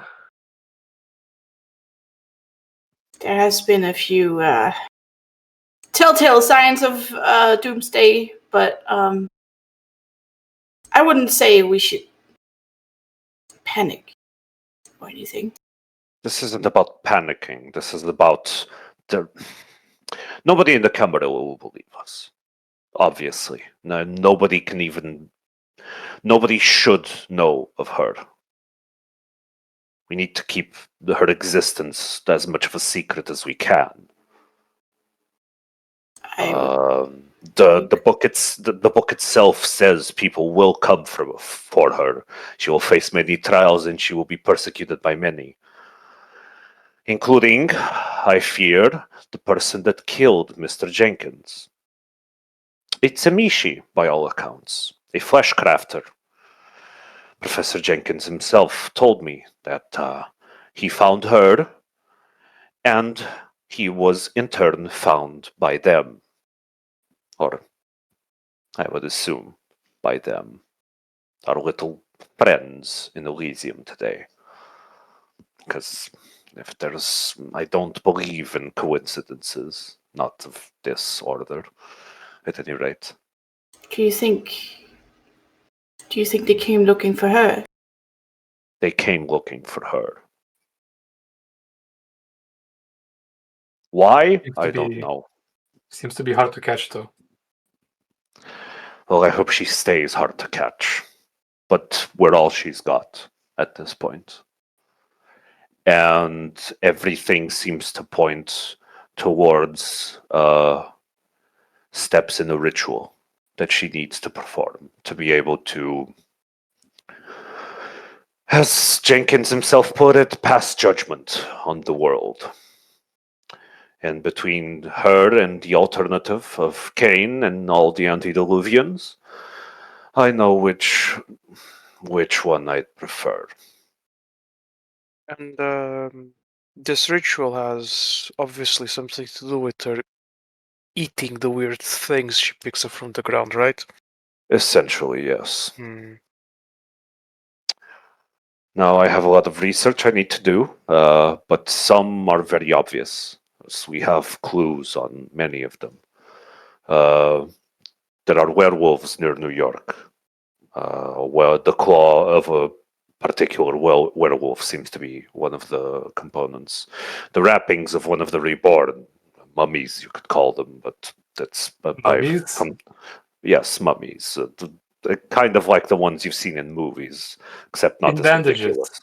Yes, in bandages, but possibly not as reductive as that. They are far more complex, but they are agreeable. We just need to be able to find them, which, well, it's easier said than done. And that and the brain of a fae, brain of a changeling, which, A brain. well, a brain, a literal brain, yes. No subtext there, just a brain, yes. And the tongue of tongue of the faithful, somebody that can command the word of God, or something to that effect. I'm not sure what exactly this might be, but she will instinctively know what that Takes a thing glance is. at Lavinia. Oh, Looks back. I think I might have killed one of those today. Well, if she didn't appear to ask you for his tongue, then it's probably not very relevant, I suppose. Or Oh. it's I not see. the right time, I guess, because apparently this whole ritual is on a timetable, which is quite interesting. Everything needs to happen at the exact instance that it needs to happen. We can't delay it. We can't rush it. She will know. Well, that solves a lot of Allegedly. our issues. So we just need to find the things, and she will show up and eat them. It's like the world's worst scavenger hunt with the biggest stakes you've ever seen. Now, I have no idea if you believe me. I have no idea if any of you want to help. Well, What what's I next on the know, list? who knows? Any of the ones I just said. Oh, also, I forgot to mention the Eye of a Reality Bender. Excuse me? What the Yeah. shit is a reality bender? Storyteller. Occam knows about mages, right?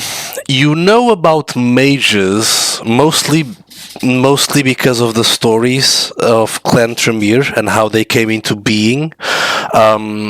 You know that mages.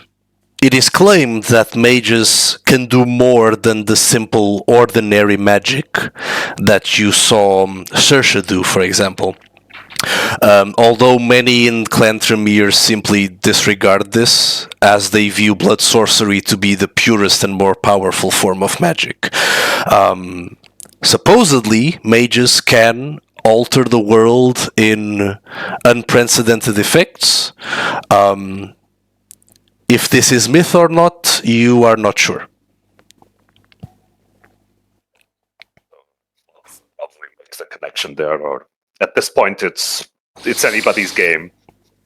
Yeah, I would assume that, speaking to Harold Jenkins and understanding the words from the ritual, you would make the connection that, this would refer to one of those individuals. Yes, one of the Ascended, a myth, by all accounts, a legend. Well, at least up until now. So, who's really to say what's a legend anymore?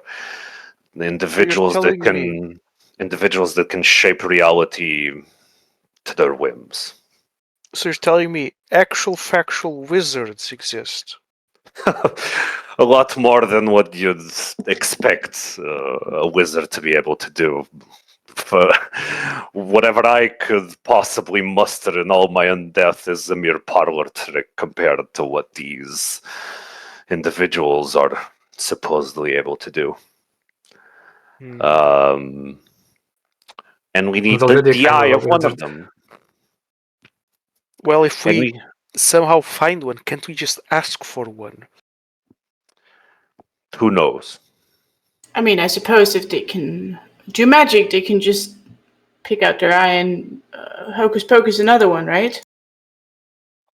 Again, who knows? I have no answers for any of you right now. I have only more questions, but my gut tells me whatever trials and tribulations are in our future, they're a pittance compared to what's coming. I don't know if Cain is real, but if he is, and a lot of things I did not believe were real are turning out to be real. If Cain still exists, and we're correct, he's coming. And nothing's going to be able to stop him. Unless our little moonchild intervenes. I, for one, find this very exciting. So,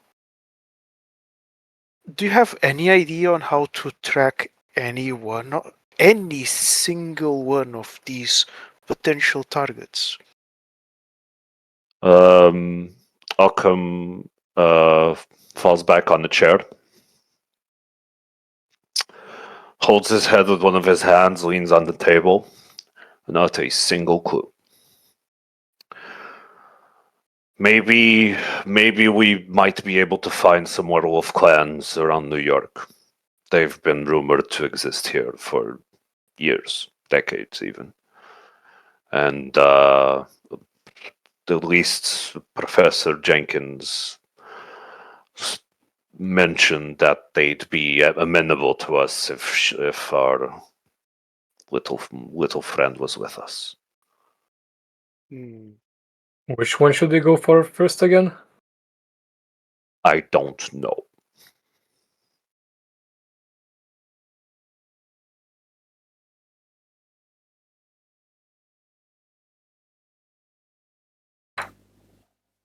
Again, I don't have any. I don't have any answers for you. I just have more questions. This might all turn out to be ramblings of a madman and a wild goose chase, for all I know. But that girl isn't normal. I suppose we can't afford to find out. She should not exist, by all accounts. Even her blood is wrong. She sniffed a demon. You've all seen what she can do. Well, what do you suggest we do? Help her. Tell no one.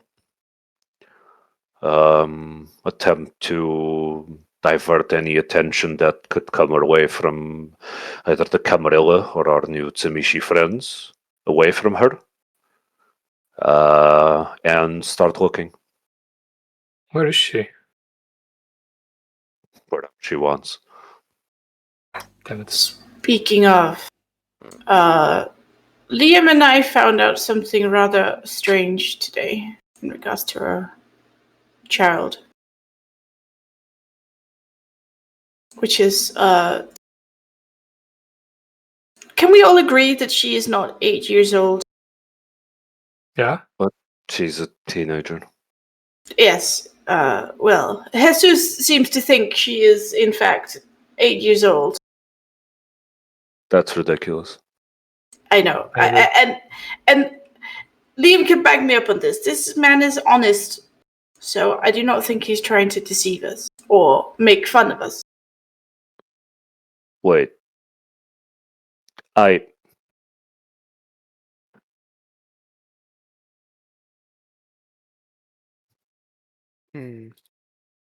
distinctly remember her as a teenager. Mm-hmm. That's because she is one. But I was thinking, perhaps she has some strange power on ghouls. Or perhaps we are the ones affected. How old are Beckett's notes? Storyteller? Beckett's notes, considering current year that we are using for the Chronicle, Beckett's notes at this point would be about 2017, 12 years old, perhaps 15, in between. Around 12 to 15 years old. So she could be a teenager. Yeah. Yeah, I guess she could. Well, I suppose we just keep this in mind. For Yes, well.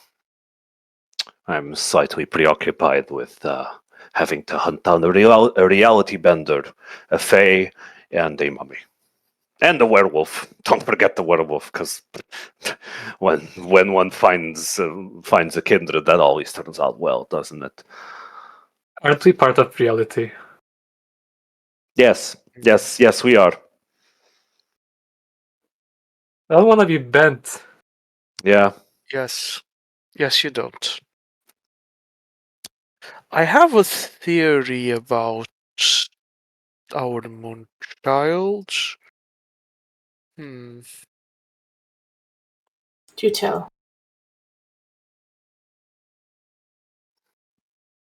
You do say she is going through a ritual. No, it's that's silly. Well, she is the ritual, technically. That's silly. Are we part of the ritual? I already gave her my blood. That's step one. Welcome So is. you are definitely part of a ritual.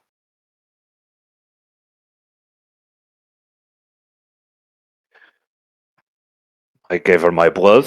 We sealed the pashash and gave it to her. We are facilitating it to... Did you notice any change when you gave her your blood? She wrote some symbols I didn't immediately recognize on her forehead, and then they disappeared, and she absorbed them into herself. Didn't notice anything else. You do also remember, when you gave her your blood, she did start scratching at her moon symbol. And again, when you gave her the flame of the Pishash, you swore you could see like a faint glow from the mark on her cheek. We all remember this, or just me? I believe just you, because you were the one. Right. Yeah. So she has a birthmark on her cheek, the shape of a moon, right? Or approximation of. It glowed when we gave her the pashash, very faintly. Like I could swear I saw it. Could have been a trick of the light, but. And she did start scratching at it when I gave her my blood.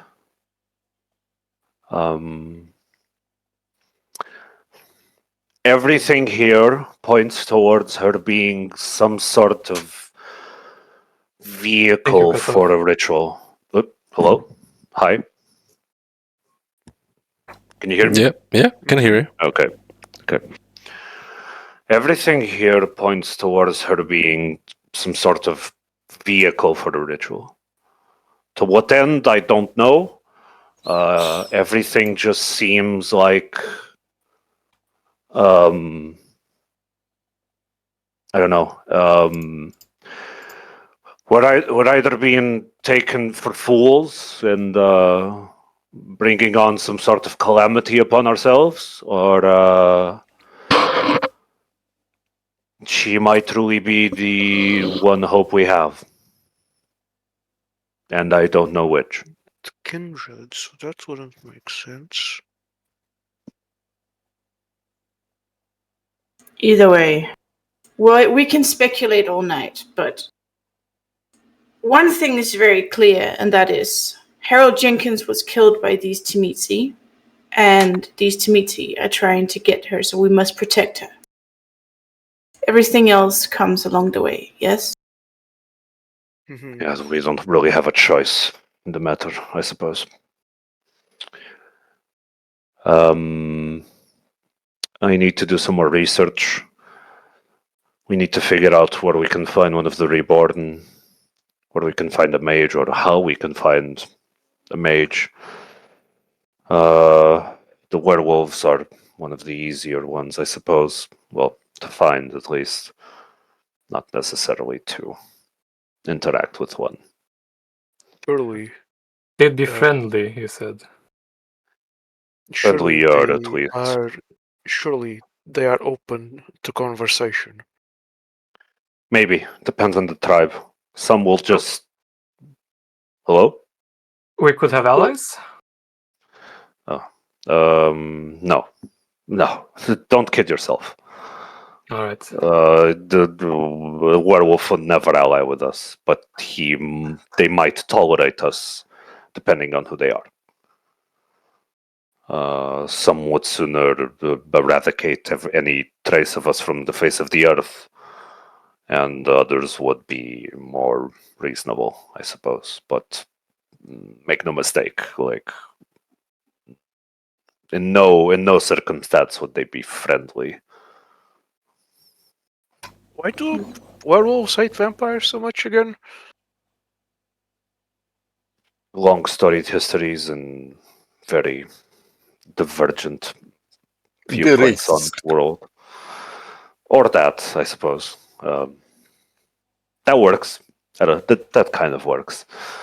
I mean, why do wet dogs hate nice, clean cats? You know, it's just a mystery. Is that how you see this?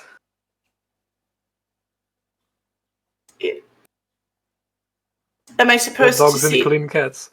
Well, yes, perhaps. I mean, we are quite, we have the beast inside us and all, but I would say we are two sides of one coin, and I think they're being a little bit hypocritical. But the other side of the coin is stinky, is what you're saying. And I mean- hairy. Have you smelled an unwashed dog ever? No, but I'm curious if you smelled the werewolf. Listen, this is a story for another time. I think we've come to the conclusion that we must protect the child. Of course. Ockham, do you have anything else to share with the class? No, Very well. just that we might be all fucked. I suppose that's bad enough. Nothing new. Well, anyway, Occam, since you are a lot more well versed about this than I am, I would like you to share with me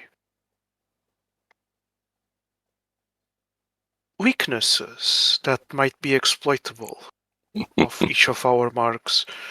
That would be very helpful. Well, werewolves are, to my knowledge, weak to silver.